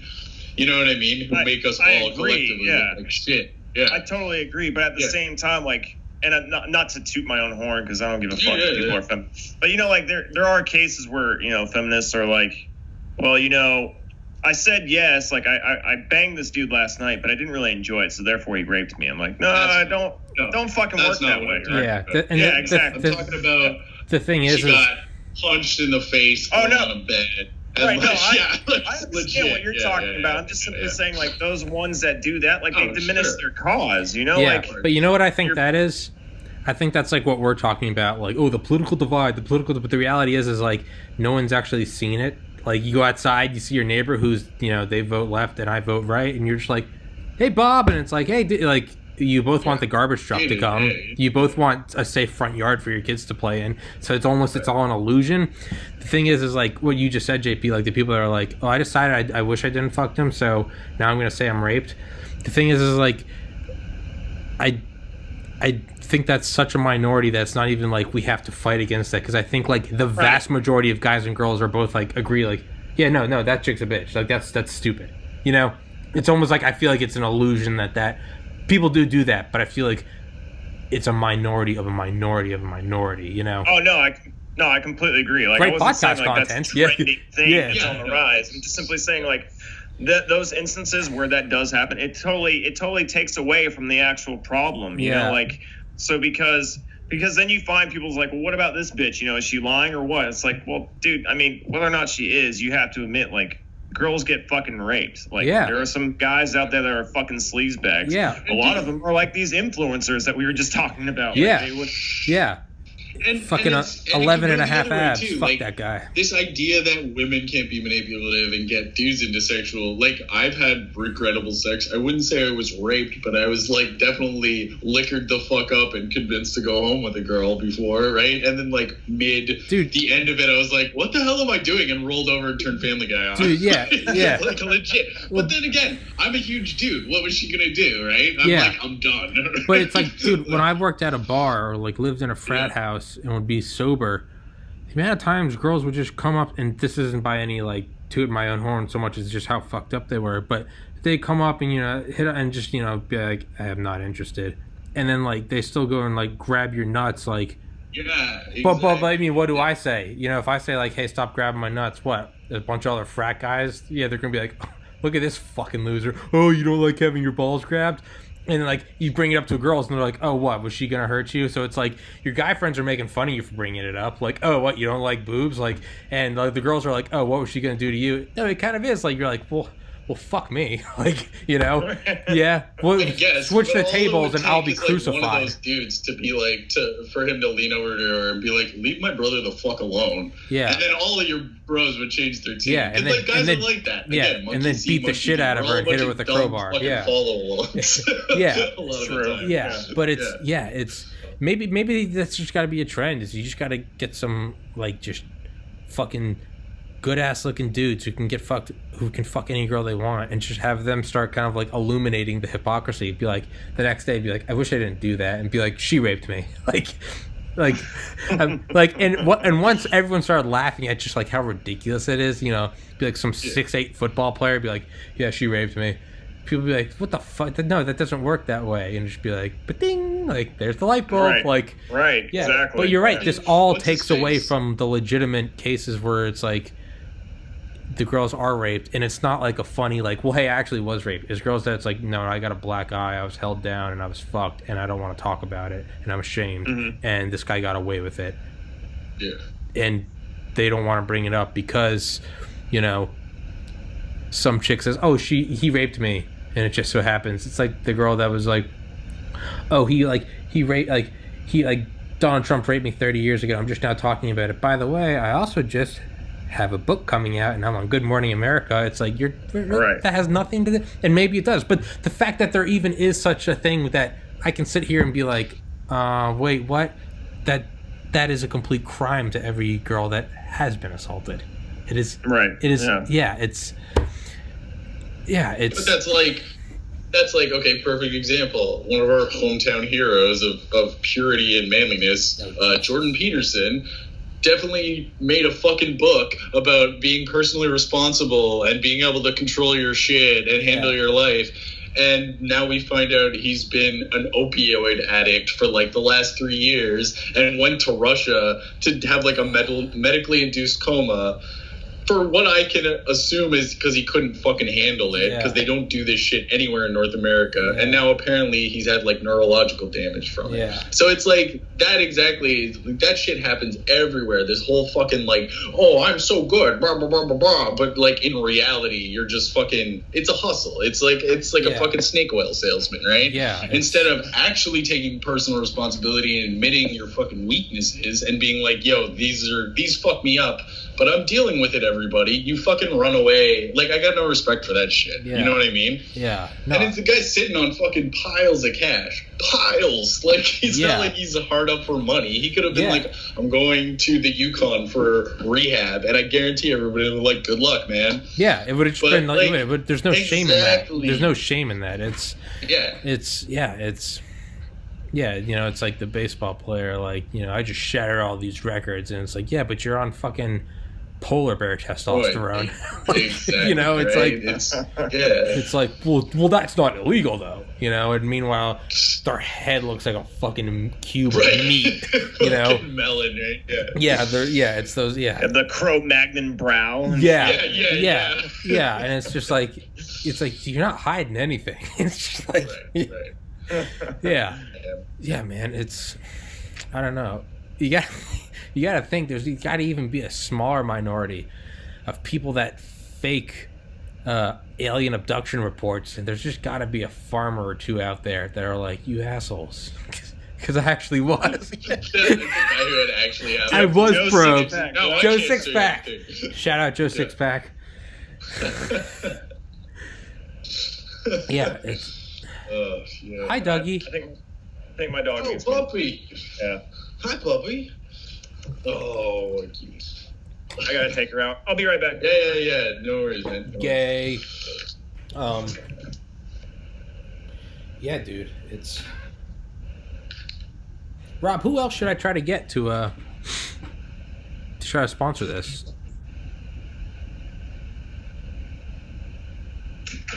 Like things that you use in your day to day.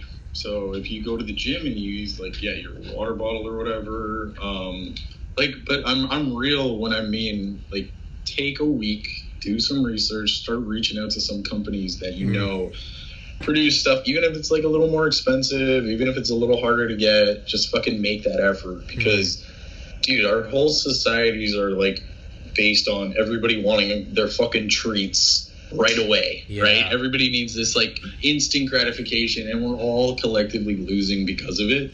So sometimes you gotta like fucking make the hard move and spend a little bit more money. You know what I mean? And I'm not saying go poor or fucking bankrupt yourself or get taken advantage of, but give the effort where it's being put into. Yeah, like try not to cheap out on shit. If you're gonna get like fucking, even if you got a green screen one day, like make sure that you get it from somebody in fucking, I don't know, Milwaukee. I know they do a lot of like film like supply shit out of like Milwaukee area. So like maybe hit up that area and be like, all right, it cost me like $50 more, but like these motherfuckers got my cash and it stayed within my country. And you know what I mean? It's and it doesn't even have to be a nationalistic. It's just helping out your fucking neighbors. Yeah. Like, those are your neighbors. Those are your people. Yeah. And that's all. Like, I'm not hating on anybody. I'm just like, no, I'm if we on want board. shit to get better, we gotta put our money where our mouth is. Yeah. Right? No, I'm on board with that 100%. That's it. Yeah, man. Yeah, it's yeah, that's crazy about Jordan Peterson. I didn't know that. And again, I'd have a little more respect if you had just been like, hey guys, I know I said all these things and bought all my books and stuff. Yeah. It doesn't work that way. Yeah. Real life isn't always that easy. And I think that would have helped a lot of people, because I'm sure a lot of people out there bought that book, read it fucking religiously, you know, tried to live their lives and still had trouble, because that's life, man. Not everybody is facing the exact same thing.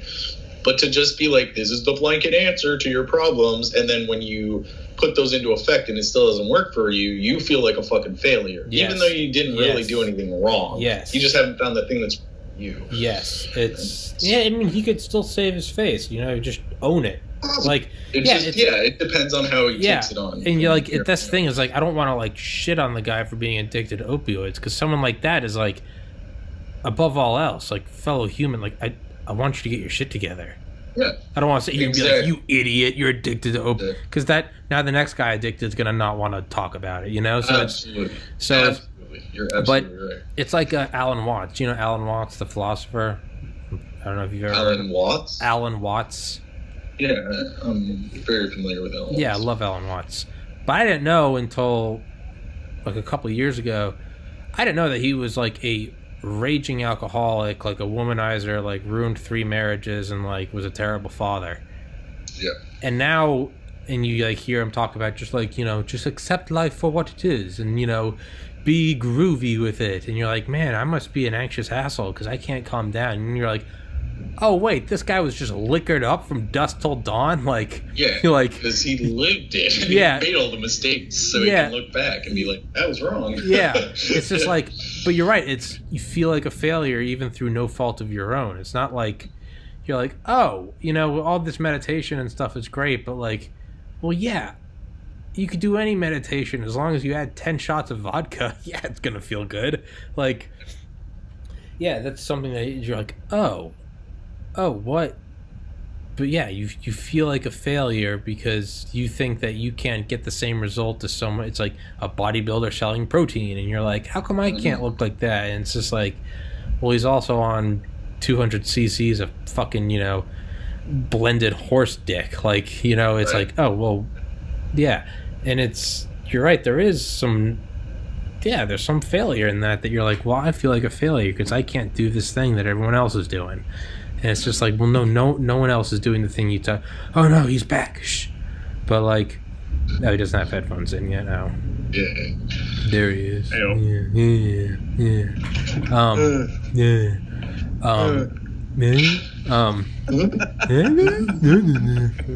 Maybe we should do a whole podcast where we just drink cough syrup and we're like, make a podcast just called. Just make. We have to put cotton in our mouths. Take Xanax and put cotton in our mouths. We're always like, I could just smoke a bunch of this. Yeah. And then I'll be like that. Yeah.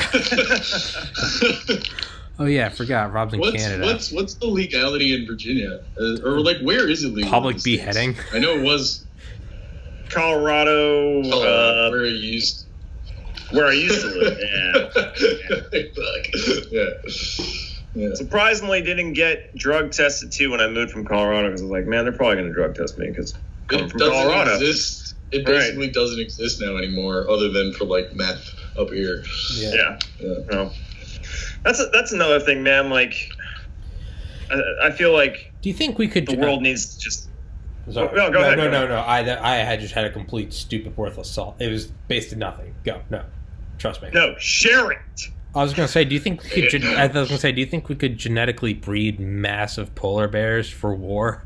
But it had nothing to do with what you were saying. Like the fucking golden compass.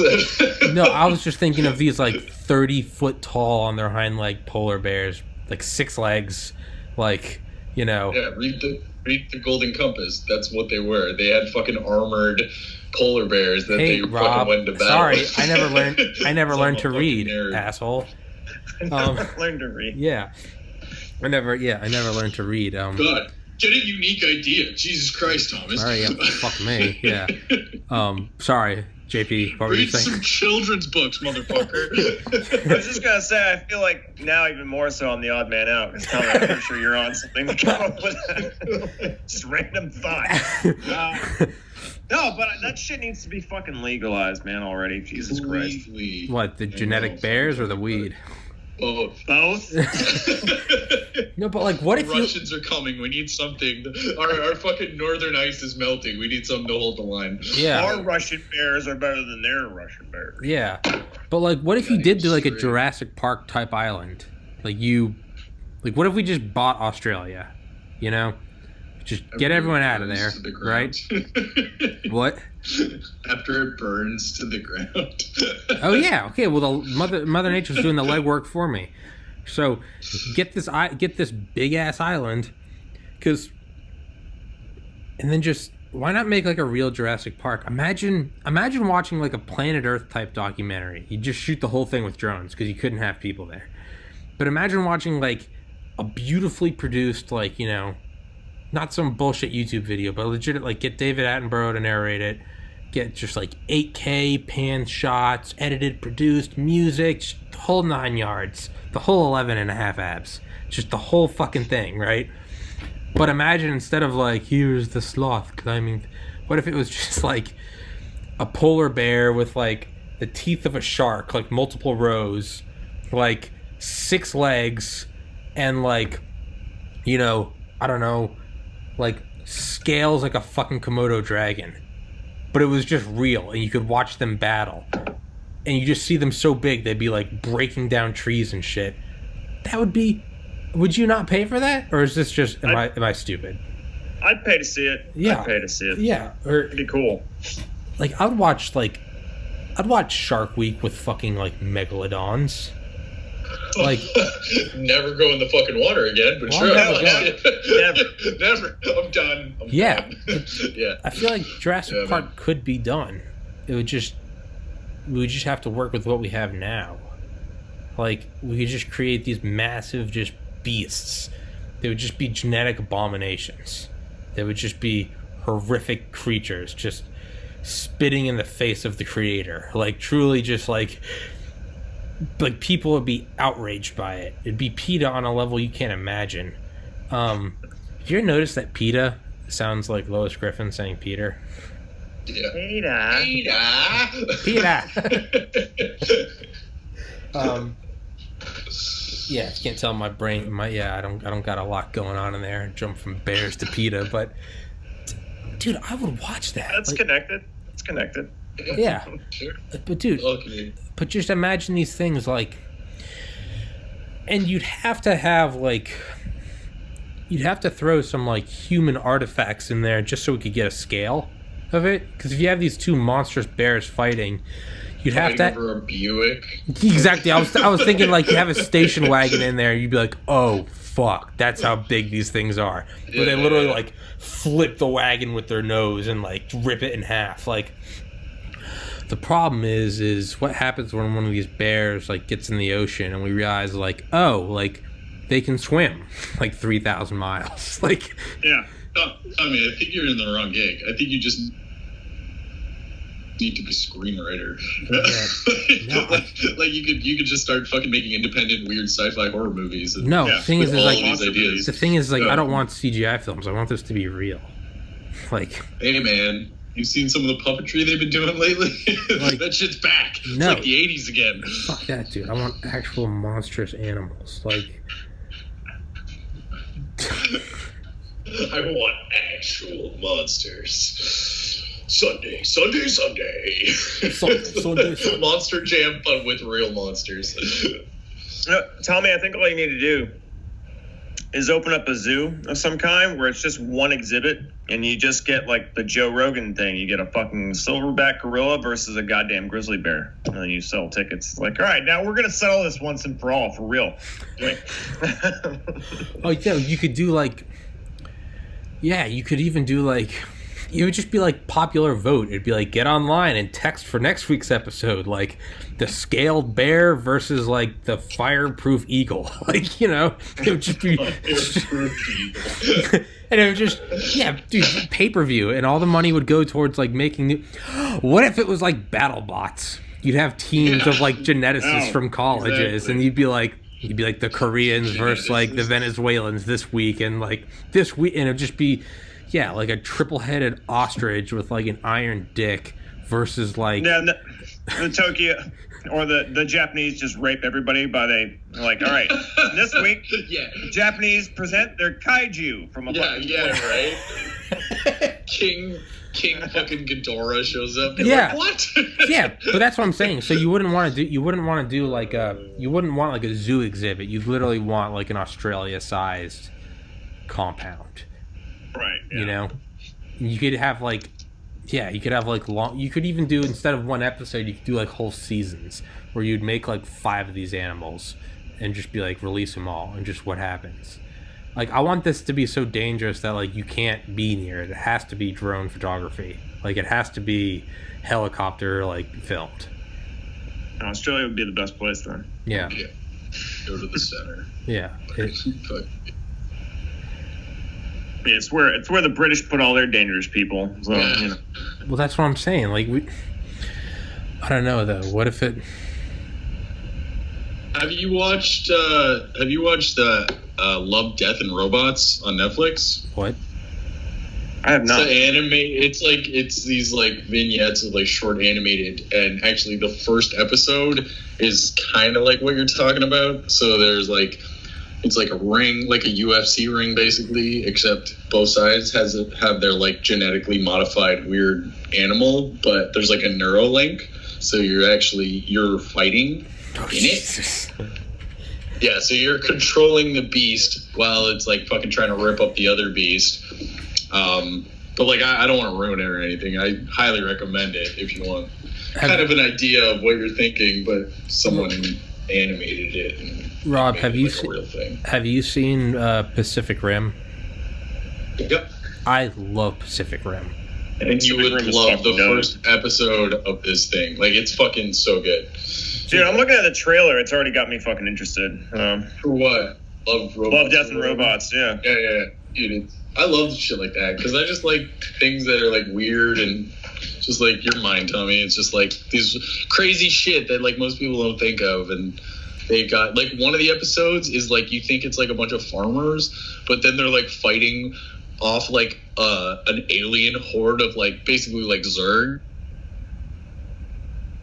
mechs, but they're all just a bunch of rednecks and shit. It's the best. Like, I gotta pee again. Do you guys want to try to stretch this out till 6 and then we'll end it then? Yeah. Are you guys fine with that? Yeah, no problem. I mean, I can, like I said, I can go forever, but I've tended to taken guests hostage.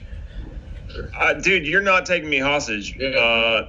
I don't know about you, Rob, so I'm only speaking for myself, but Sarah Beth and the kid are out of town, so it's literally just me and the pets. So. Well, I live with my parents, so. Well, I live with my parents. And I have no friends. We're a real poppin' group here. Oh, yeah. This is like an advertisement for like, don't live past 21. Leaders of tomorrow. Rob, have you seen Gant Zero? Yeah. That was pretty dope. I like that one too. Yeah. I love all that kind of shit, like Ghost in the Shell. Like that, when I think of like AI, I think we're going to hit that stuff first, where it's not like all encompassing, but it's like within yourself. And you're going to have like weird cells of people, like fucking techno terrorists and shit like that. Like, we'll see that before we'll see an AI take over, I think. Yeah. Like, dude, Ghost in the Shell, I remember when I first saw that shit blew my mind. Right. I was like, dude, that's like, it's dark, but like in my opinion, like within the realm of possibility, you know? Right. Like, Absolutely. Yeah. And it makes sense for what they're doing, right? Like, if you're trying to weaponize a human to, like, get them to do certain things, like, the least amount of resources with the greatest amount of results, like, that's what you're gonna fucking do, right? You're gonna turn a person into, like, a machine. And, yeah. And they're gonna want to market it anyways, because I feel like, you know, I mean, it's always possible it could go that really bad way where, you know, someone just happens upon fucking AI by chance, and then all of a sudden it just gets released, you know, and it takes up whatever. But I feel like more likely what will happen is they'll find like a rough version of it, and then they'll market it, and then they'll be like, all right, now we need to fucking fine tune it. All right, well, now we're applying it to, you know, DoD defense shit and, you know, police agencies, whatever the fuck. And then it'll be fine tuned, and then when it's fine tuned in a well-oiled machine, it'll become malevolent or horny, whichever you want to pick. Yeah, whatever, man. Yeah. That shit.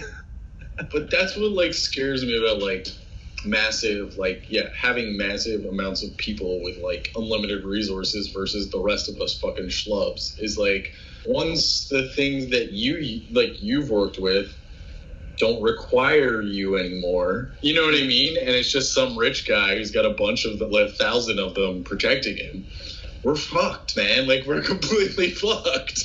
Right. And that's what scares me.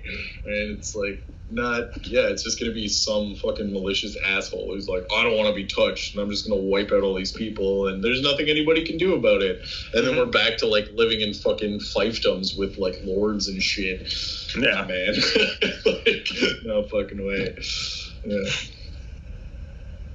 Yeah, we'll see what happens. It's funny that you mentioned that, because I feel like that's slowly going that way, this job that I'm currently in, and I'm just trying to find, like, avenues to fucking get out again. So it's like, what can I do to kind of help myself fucking when that time inevitably comes? So, yeah.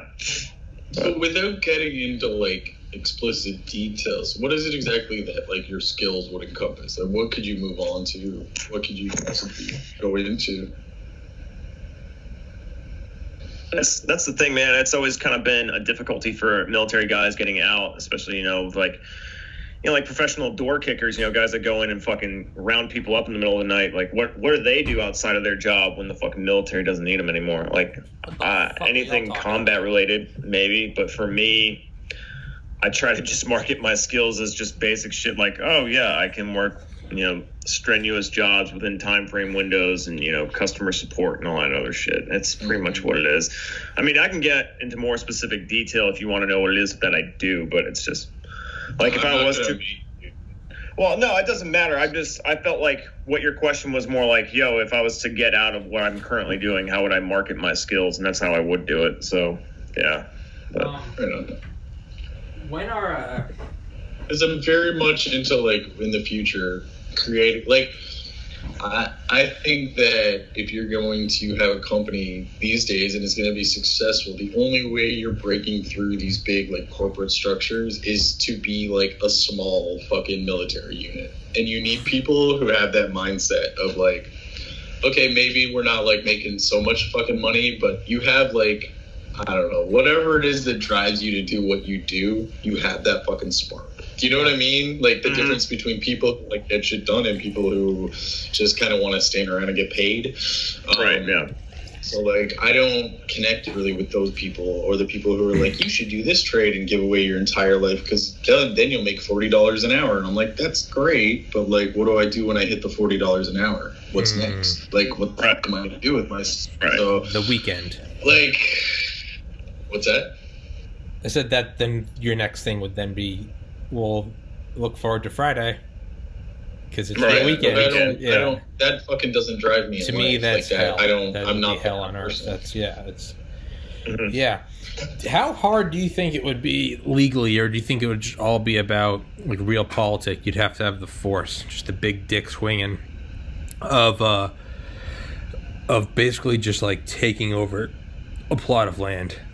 If I have Jeff Bezos money and I just buy Blackwater, see, again, and I just we were just talking about that, and just start small. Talking about that. Oh, really? Okay. We kind of don't, like, I don't want to see that. Like, I think you're thinking of like using massive amount of resource to attain something, whereas I'm thinking using as few resources possible to attain the same thing, because I recognize there's so much fucking waste. Like corporations and rich people do nothing but like waste so fucking much, and they're so ineffective. The only reason they keep going is because they have these endless sources of resource, like the endless fucking resources, right? So it doesn't mean that they're winning or losing. They're still winning, if you will. So I was just saying to JP, the only way to kind of like go in and break these gigantic corporate structures are with these small, almost militaristic like units of like, let's say like a business or a co-op or like whatever you're doing, right? Whatever your business model is. But like I've always been into the idea of using a small business as a co-op so that you can get people motivated to fucking work as hard. Because like it's easy to be like, all right, you come work for me, I'll pay you $16 an hour or whatever, but like that's only gonna last so long. I'd rather give them the incentive of, I'll start you, like we're all making $16 an hour, but if we all fucking hustle, then we're all making $30 an hour, and then we're making this, and then, like that makes more sense to me. That's that's like a Microsoft, that's an Apple, that's a you're a founder. It's, I mean, that's like Tesla and SpaceX. But I would expand it even farther, right? Yeah. Like I wouldn't have a gigantic company, but like, 30 to 40 people all working together can make lives for themselves. Yeah. All right. Yeah. I mean, you definitely got to go in with this just again, it's like another Instagram hashtag, like disruptive industry, like, fucking 11 and a half abs and his Indian dad's Bentley. In certain ways. But like, I mean, that's kind of what Elon Musk's selling point was for Tesla and SpaceX, is like, you're not going to make the most here if you're an engineer. But it's like, we're going in and like, we're literally like a military, like a phalanx unit. Like, we're going in and we're taking on GM, Ford, we're taking on Boeing and ULA. Like, you definitely got to be headed up by an Elon Musk. What I was talking about was not nearly as constructive or positive. It was just, what do you just get? Bring it back down a little bit. Yeah. Bring it back down to Cro-Magnon brow. I got idea. Boobs, guns. But like, bring it back to yeah. Bring it like it's more of like a Jeff Bezos. Like, what do you get the guy that has everything? And it's like, maybe it's just bloodlust. And it's like, can we go take this like small Indonesian outpost? Like, all right, we roll up with like a, I don't know, like an old Navy frigate. I'm sure you could buy something from Russia or something. Get all your mercenaries, and you just go up. Do it with, use Blue Origin. That would be your recon satellites, and you literally just go do a military operation, and you just go take over this like island, whatever, just fucking kill like 100 people. Go take this island, and it'd be someone that like every nation wouldn't want to attack, because it'd be like, oh wait, that's Jeff Bezos. Like Amazon's a huge part of our economy. Oh, like, oh, that's Elon, like U.S. government, NRO, National Geospatial Agency. It's like, ooh, he launches a lot of our satellites. So there wouldn't be this trigger finger of like, no, go fuck them in the ass sideways. It'd be like, ooh, this is kind of touchy. And it'd be literally like they'd be bargaining to be like they're a new player at the stage. It'd be like, we're forming our own little nation. Rob, there's nothing good coming out of this, okay? There's nothing good. That's okay, the mindset how we get fucking dictators again. Exactly. No, like again, this isn't some like, but someone like that. Well, how do you get close to put a bullet in his head? This guy's got his own mercenary army. The only people that could, U.S. government, they have an interest in seeing him not die. So all of a sudden, it'd kind of be like, he has us by the balls. Like we need him alive. And okay, well, how do we appease him? I don't know, just let him do his weird little fucking thing he's getting off on, killing like Indonesian outposts. Like, okay, and you'd eventually there'd be a bouncing point where all of a sudden it'd be like, okay, he's getting too big, and it would be, well, what is that level? How much can he take over? That's what I'm talking about. Is just like bringing back like the rewriting of maps. Just like you're just talking about redoing colonialism. Like the British Empire, kind of, yeah. And then they spread too thin, and then they're now once again just a small island. But it'd be for the guy that has everything. You have 160 billion. I mean, what haven't you done? What can't you do? What would be a true thing? I'm gonna go start my own Bezopia. Like, let's go get just to see if we could. that would be like the ultimate. I mean, those guys love power. It'd be like, I'm so powerful, I slaughtered this village, and like the UN didn't do anything. Do blatterists have a home in Bizopia? Because I want to go. Thanks for episode 40, guys. I'm starting a bladderist splinter cell. Me and JP do not agree anymore. Yeah.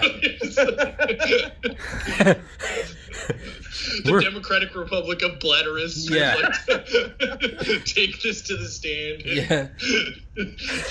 What says my brother in the pro-Republic Legion of Blatterists? Yeah.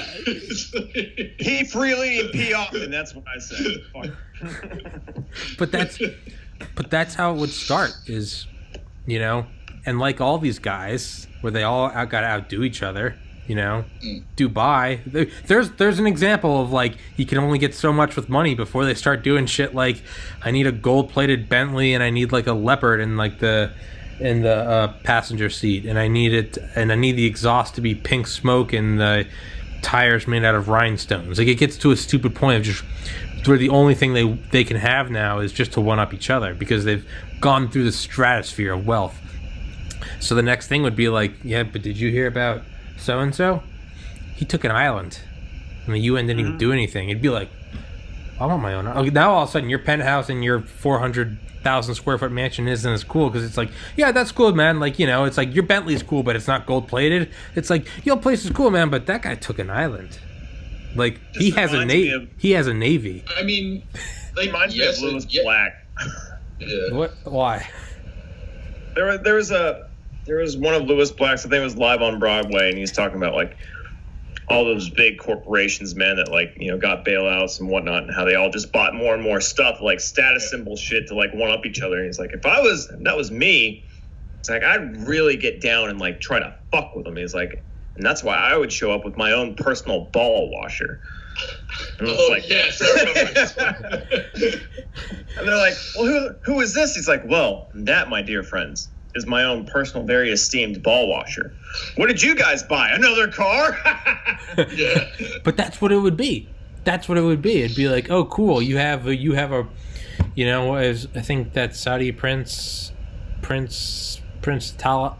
Talawiwi, some billionaire guy, but he bought an Airbus A380. You know what those are, right? They're basically the big brother of the 747, and he's having a custom A380 built. It has more square footage than like a Sugarloaf mansion, and it flies. Like, okay, that's the next big dick up. You know, or look at like the super or the mega yachts, super yachts, whatever, you know. You see how big those are, and it's far beyond the point of anything you'd be like, mine has 4 helipads. Like, that's clearly the nature of these guys, because it's no longer about personal satisfaction so much as it's one-upping the other guy. So you're going to have to get to a point where it's like, he took an island, you know? It wouldn't be as cool as making an island or buying an island. It'd be like, no, he took an island. He slaughtered everyone there. And it would be a flex to be like, and the global community let it happen. That would be your flex. I want to see the rise of warlords. But why? Why? Just for the sake of you guys are missing what I said going into this. There's no value. Like, I'm not. This isn't some. No, I'm trying to dig down in that rabbit hole with you. Like, why though? Like, okay, why? It'd be because, you know, it'd be like, none of it actually affects me. Like, pretty much that. It'd be like, I just kind of want to watch it. Something interesting in the news. Like, you know, it's interesting when like it's like Trump and Kim Jong-un. It's like, oh, here's something we haven't seen before. Really, it's just entertainment. So I'd want to see like Bezos, and then, you know, the next step would be Musk would like build his own space station, and it'd be like just this one-upment of billionaires. See, that's where I wanted to go, man. I want like, to where, granted, I'll probably never live to see it, but you know, like, this is gonna sound really fucking nerdy style shit, like where we have like, you know, colonies on different planets, and there's a fucking space station right outside of Mars that's also a casino and also shit. And like, you know, I want to see that type of shit, because I'd be down for that. Well, maybe that's what the next step of it is instead of warlords, it would be actually, I think that would be the next evolution. It'd be like, oh, cool, you took an island. We've been doing that for 10,000 years. Cool, humans have done it before. I'm in space. Right, yeah. That'd be some like. So what you got to do is you got to get these billionaires and their childlike obsession of one-upping each other, and then you just kind of got to it's almost like a wild horse. Like, let it be crazy, but put some reins on it and let it take you where you want to go. We just got to get these billionaires to start getting up. Someone's got to plant the seed of like, hey man, no other billionaire has a colony on Mars. And you go, you're right. I want one, and then the next one wants one. You'd be like, yeah, dude, that's pretty cool. That's how you'd sort of rein this power and sort of harness it for humanity. Be like, okay, cool, you got something on Mars. No one's got something on the moon of Mars. Be like, oh shit, you're right. Yeah, but then you gotta send smart people up there to like run shit, and then they're gonna get to a point where they're so ingratiated with the local population that they just take that shit over from you, and they're like, right. But still, that's happened like with colonialism. Well, right? the billionaires are smart. Yeah. The billionaires have the money to hire these smart people, and eventually these smart people would just be like, "Fuck you, we're Mars colony now," and then we're right back to where I said, colonialism. Watch The Expanse. It's basically like what you guys are talking about. Yeah. Yeah. Do you think we're gonna see? I'm glad you brought that up because I just added that to my watch list on Amazon, dude. I've never watched it before. What? So good. What? The Expanse. The Expanse. I think you talked about that, Rob. Yeah, because it encapsulates all the things like we're fucking talking about, like weird genetic shit, like expansion into the solar system, like the rich versus the poor. Like the whole premise is like Earth is still Earth. Mars has a very militaristic colony, and then there's the Belters, and those are the people that fucking slave to get all the shit that run Earth and Mars off of the Kuiper Belt, right? So it's super interesting. But that is kind of like Avatar. It's like, Avatar. What better way to get to another star than have a corporation do it for profit? Because they're going to find the most efficient ship. They don't want their ship to be destroyed, so instead of it being safe for human altruistic purposes, they're going to do it so they don't lose their investment. But nonetheless, it's still going. The blade is going to be sharpened. The natural selection. Sure, you might go there and slaughter the indigenous people, but like I said, we've already done that. We're not. It's bad. But how else would you get it than you'd have to have like the market drive it. So it'd be like we're billionaires one-upping each other. Or, okay, well, what would the next step be? The next step is going to be who's the first trillionaire. Well, the only way to do that is going to have to be through, like, asteroid mining. So you're going to get these guys swinging their dick around to try to go out into the solar system. So I think you can make it so it's good for humanity. You just sort of have to direct it, Like, you have to channel your insanity. Like, I'm fucking crazy. Put it in a podcast. It's entertaining. Okay, there you go. Now it's not like I'm by myself ranting in a Walmart parking lot and they're gonna call the cops for the second time this week. We're going to space. Yeah. Hey, someone call the sheriff's office. That fucking guy is in the office. Is he the orange coat guy? Yeah, it's the orange coat guy. God damn it. The fucking space guy back again. God damn it, he's back again. But put it on a podcast and also say it's an entertaining podcast. So it's the same thing. Take these warlord tendencies and instead be like, someone just has to write like an anonymous letter to like Musk or Bezos and be like, pussy, like cool yacht. Imagine a yacht on the moon. Just saying. Imagine a space yacht. Yeah. Space. Exactly. A fucking space yacht. Like sexy bitches in form-fitting fucking astronaut suits. Like, damn, man. Like, think about the Instagram selfies. Like, North America's behind me. Yeah. Like, sorry, fucking Fifth Element shit. Yeah. But it'd be like taking a instead of like, oh cool, Tom Brady, you posted another Instagram picture with your Aston Martin. Oh man, rich guy buys cool car. Oh man, you got another mansion in LA? Yeah, we haven't seen it before. But if it's like, those like Instagram, 11.5 ab guy, where they take the picture of the hand on the steering wheel and it's like Bugatti and the Rolex is showing and it's like hustle, hashtag link in bio, some shit like that.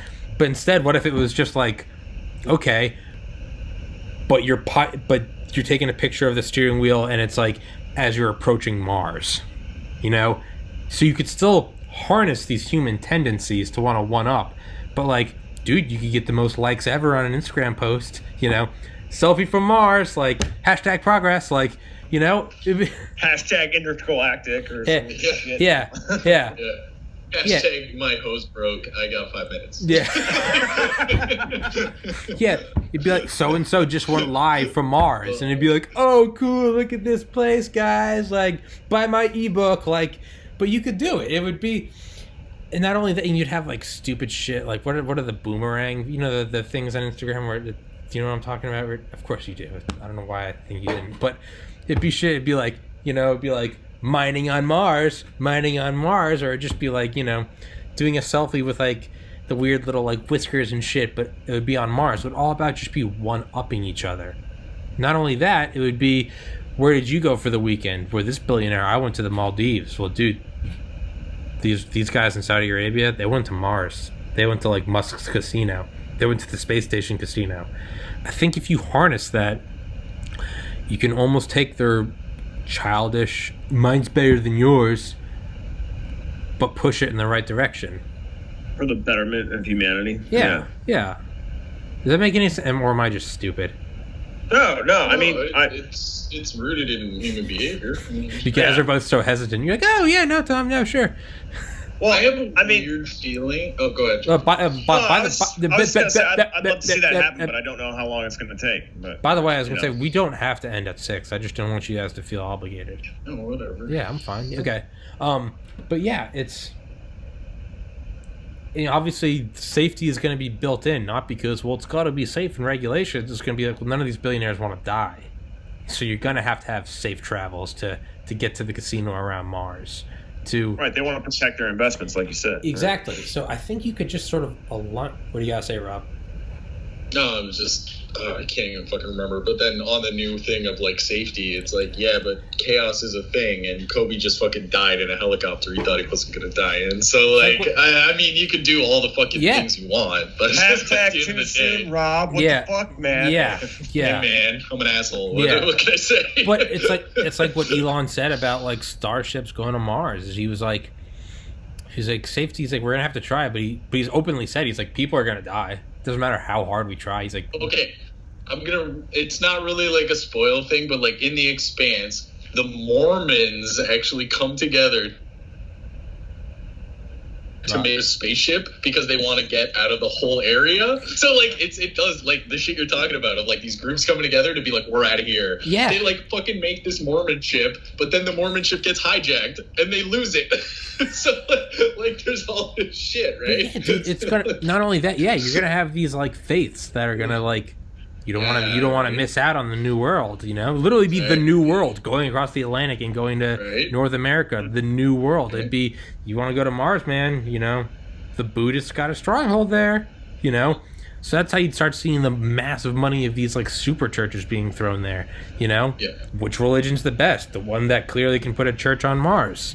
It would be, but then you would also get these like breakaway sects. They would get there, and then it would be, well, why am I going to listen to you? You're all the way back. Separatists. Yeah, like, but what happens with colonies there? Space Martin Luther. Nailing his list to, like, the starship. On the captain's chambers. Yeah. Exactly. And Post-it notes. It's 99 Theses, and it would just be, But there would be, like, historical shit like that. Or what happens when you do you send a police force? What happens when you send 1,000 starships to Mars, each with 100 people? There's 100,000 people. PMCs. What? PMCs, private military companies. Exactly. Oh. Exactly. Okay. Because, Rob, that's where fucking prior combat vets. That's where they fucking transfer. Exactly, dude. Like that's what I was going to say. Well, again, corporate incentive. Fuck Blackwater. What? Go work. Fuck Blackwater. Again, corporate incentive. You want to work for Blackwater? We pay this. Hey, have you ever seen Red Dust, the new mercenary company? It's on Mars. You pay 10 times as much. Oh fuck. So you could tie in all this shit to where, now you got mercenaries on Mars. It would be, you could use the existing like system, as fucked up as it is and flawed as it is. You could direct it to Mars. Yeah. So do you think that's what it would be? Like mercenaries? The founding of my country was basically that. Like, Hudson Bay Company came here 300 years ago to, like, make a killing on beaver pelts because they were fucking amazing for, you know, weatherproof stuff.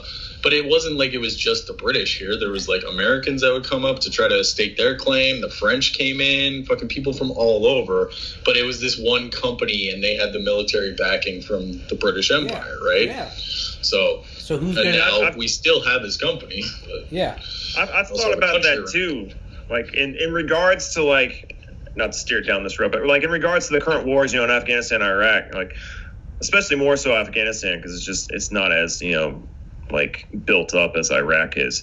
But, like, the Wild West, right, it was all military bases that housed, like, right, they housed people, like, colonists that went out there and tried to make a living, like you said, Rob, like, getting deer pelts and all that other crap, you know, trying to make a living because it was worth money.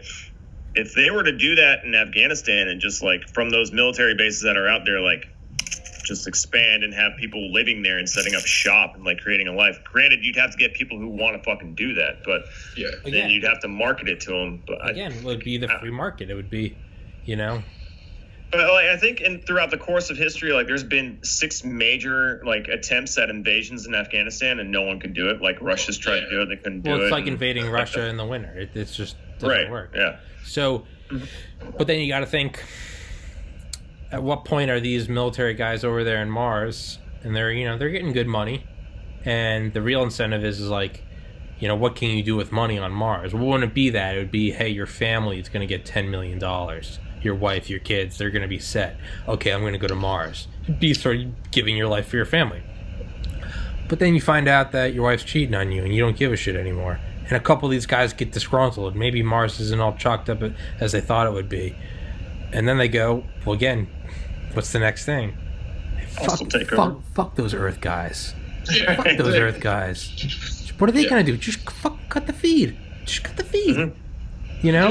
You got to worry about, you know, okay, let's walk away from the microphones. Let's go walk into the place where we're growing potatoes. Be like, hey, bro, let's go fucking, you know.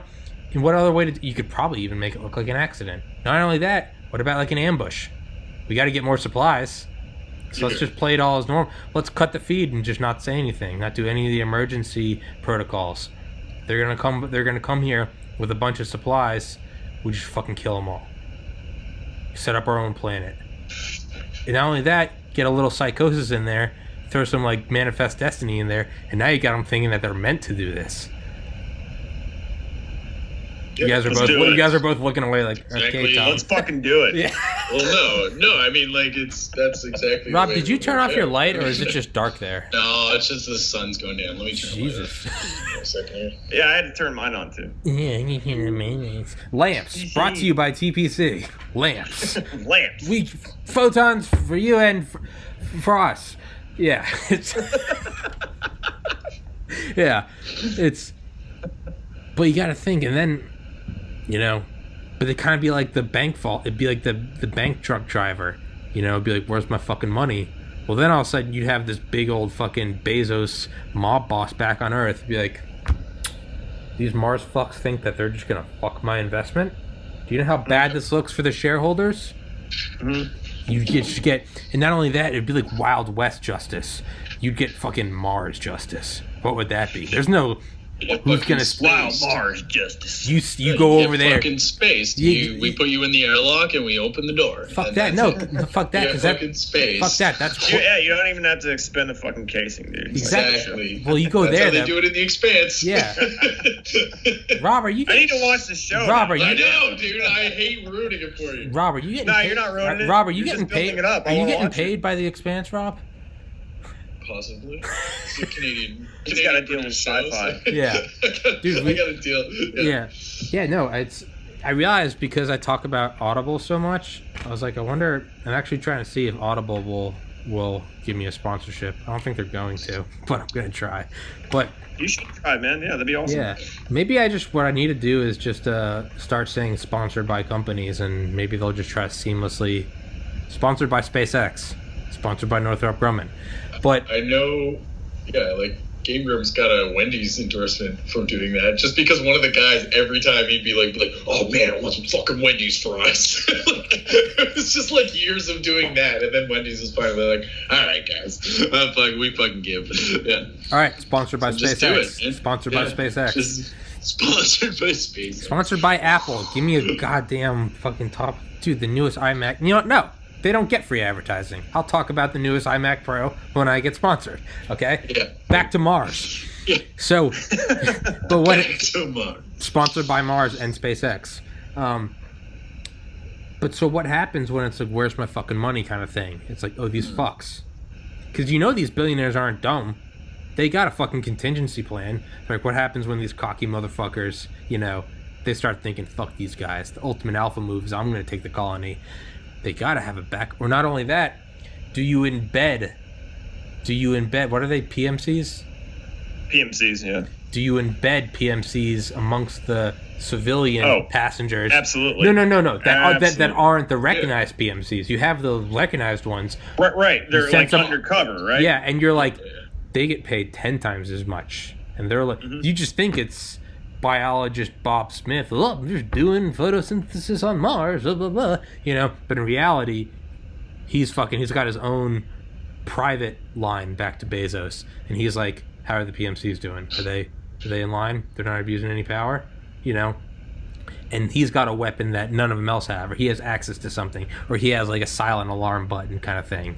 Do you think that would? There's got to be a whole psychology, because you're literally creating this new world. I feel like Tommy is writing the futuristic version of Game of Thrones right now. Just like this isn't live, so we can absolutely just not upload this and get the transcript and sell it to Netflix.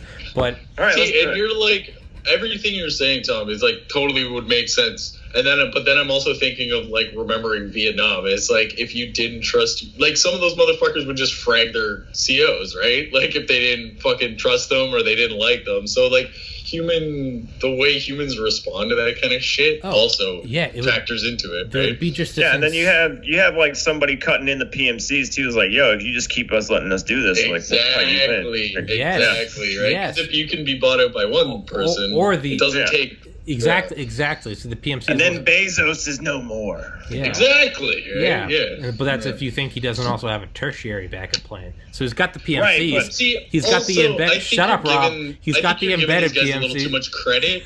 I honestly do. I think you're putting I don't know, man. Fucking smart man pedestal, when in reality Bezos just got $300,000 from his dad to start a fucking bookstore. Let's be real. But that's all he fucking did. How many trust fund kids? Right? How many trust fund kids didn't turn into 100 billionaires?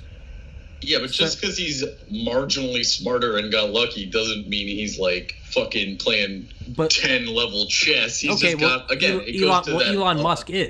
Excess. Elon Musk is. Okay, so they've got to this point where it's like what we said last time, is like, it doesn't matter your political leanings, it doesn't matter which president. If you get into the Oval Office, you are not stupid. You might be an asshole, you might play dumb like a fox, you're not dumb. Because if they're dumb, we're brain dead. So you've got the PMCs, you've got the embedded PMCs who keep an eye on the PMCs, right? But then who's to say that the embedded PMCs, don't cut a deal with the PMCs. Hey, we're supposed to report on you guys. Here are the credentials. Here's the secret satellite line. We won't say anything about you guys. We can do whatever we want.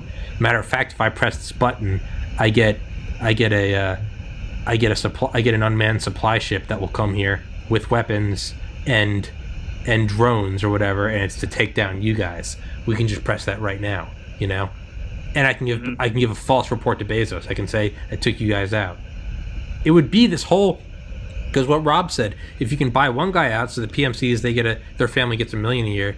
The EB PMCs, the embedded PMCs, they get $10 million a year. Well, it's not fucking rocket science. If you can just keep upping it. Well, if the up is you can control the colony, then these embedded guys might flake on their responsibilities. And it's, how many tiers can it go? Does Bezos think about this, or does he just have something that's purely based on, like, you know what? If I lose the colony to these guys betraying me, you lose your investment anyway. So you might as well at least save face, and you have like a cyanide gas capsule. So no matter what, they take it over. Oh, Bezos, you lost your colony, and then they all die. Well, you can still gain something off your investment, and your investment would then be, don't fuck with me-ness. You'd be like, oh, he gassed that entire colony. Because it's like, if I can't have it, no one can. Yeah, you could just be like, all right, I'm sending over colony 2. Remember what happened to colony 1. Proceed, It would be like, fuck around and find out, kind of, It would would be like warring tribes, man, yeah. What? So, it'd be like warring tribes then, so. Oh, I thought you said a boring drive. And I was like, is that a kind of propulsion? Well, yeah, tomorrow's. Yeah, it's fucking boring, dude. Fuck you guys. Fuck both of you. Yeah, man. And not only that, it's what happens when Elon sends over his colony, and maybe their agendas aren't quite aligned. So now you got a colony on this side of Mars and a colony on the other side of Mars. And fucking continents or countries are built. Yeah, and then all of a sudden, hey, we could take. It would be, why not let Blue Origin send over that's Bezos' company. Why don't we let Bezos send over his colony? Let them foot the bill of shipping everything over between planets. $1 trillion investment. Let it get here, and then we'll go over and slaughter them all. You would see this. It would be the proxy war to end all proxy wars. So it would be literally interplanetary, like, tinkering with each other. Yeah, it'll probably most likely start like that, especially while you have people who originated on Earth. It would have to get to like a second generation where you couldn't hold people's like families against them and shit like that. You would have certain control for a while. Yeah, but I think if you had people like from Earth that did it, like they'd see how Earth like any one of us could tell you how some of the people got to where they got in high positions of power within Earth. Like, who wouldn't take that opportunity though? Like, if you're getting paid this kind of money, it's like, I'm getting paid $50 million to set up this colony and like head up production or whatever the fuck you're doing. It's like, I don't need 50 million. I can shell out another 10 million here to make sure that these PMC guys got my back. The scientists are hooking me up first or whatever. It's like, and then I can just expand my influence to everybody to the point where I'm just like, all right, fuck you. I got enough money and we have enough sustainability here that this is ours now. Yeah, and now all of a sudden that 50 million doesn't hold a candle towards, well, what can 50 million buy me, an island?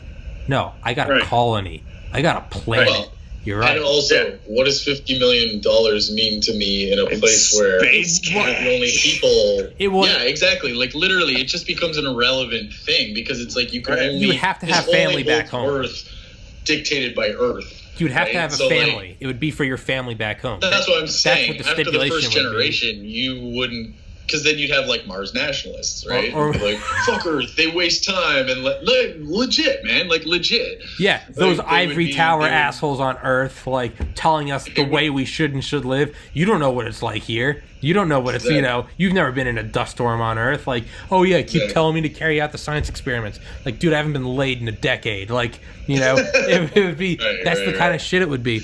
But then, so what do? Do you cycle them out? Do you not let them stay past the second generation?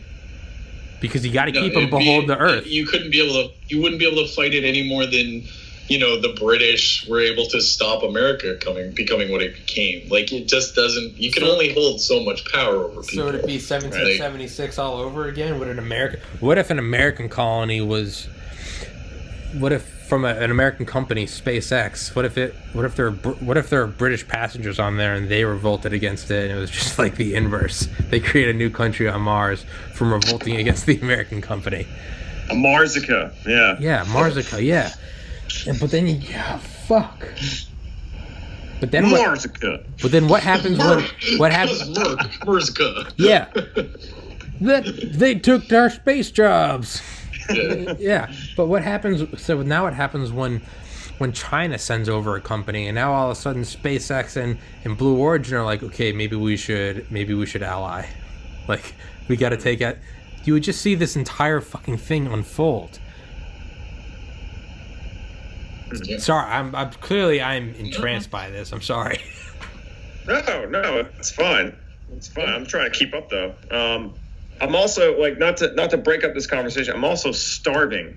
So what are your thoughts of having someone eat on your podcast? I don't care. I'm really hungry. Because I got this gift card here. This I was thinking about getting me some tacos, man. Fuck you. That looks really good right now, actually. Yeah, Man. I'm very hungry. Tacos would be sweet, but I'm in Canada. Mexican food clearly doesn't fucking exist up here. Doesn't have Mexican food up there. That sucks. Not like Rob, it doesn't have to come not from like Mexico. Southern You Mexican can cook food, it. American It Mexican. doesn't have to come from Yeah. Mexico, Rob. You know that, right? Yeah, but You can just cook it. There's definitely a difference between but we don't even have the same shit. Like we can't get the ingredients and stuff. It's not the same. It's like old El Paso bullshit. It's not like going down to like fucking what it used to be in Georgia and shit like that. You can't get that here. It just doesn't exist. Actually, Bro. yeah, I'm hungry as fuck. Yeah. You guys want to wrap it up for food? I think we'll call it for sustenance. Yeah. All right. Well, should I upload this or should I upload it to Netflix? I don't know, man, but I like. part. Yeah. You I like this whole idea, though. Like, honestly, I wouldn't mind to keep talking about it, but I am starving. Absolutely. Well, I know once I eat, I know I'm just gonna lay down. So I guess we'll have to do another. we should episode. definitely do a part 2 and keep talking about. Yeah. Yep. All right. Fuck yeah. Well, until next time, you fucking losers. Rob, good talking to you, bro. Yeah. Wait, JP, have you taken a single piss break? I have not, no, but I did take the dog out. So I let the dog pee, and that kind of relieved me personally. He's definitely the hero of the evening. That's weird. Bladderist. You bladderist. The last man pissing. It's just me, dude. I'm a bladder elitist, I guess. Yeah. I don't know. Like here. I got jerky. Who was that? My dog.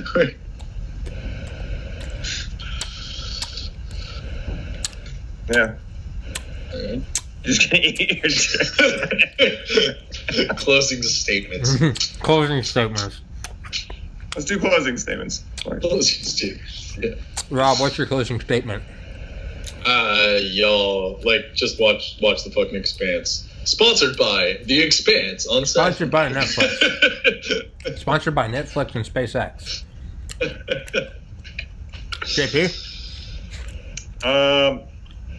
My closing statement. If you ever thought that you were crazy or bloodthirsty, just watch Tommy. You're all right. So.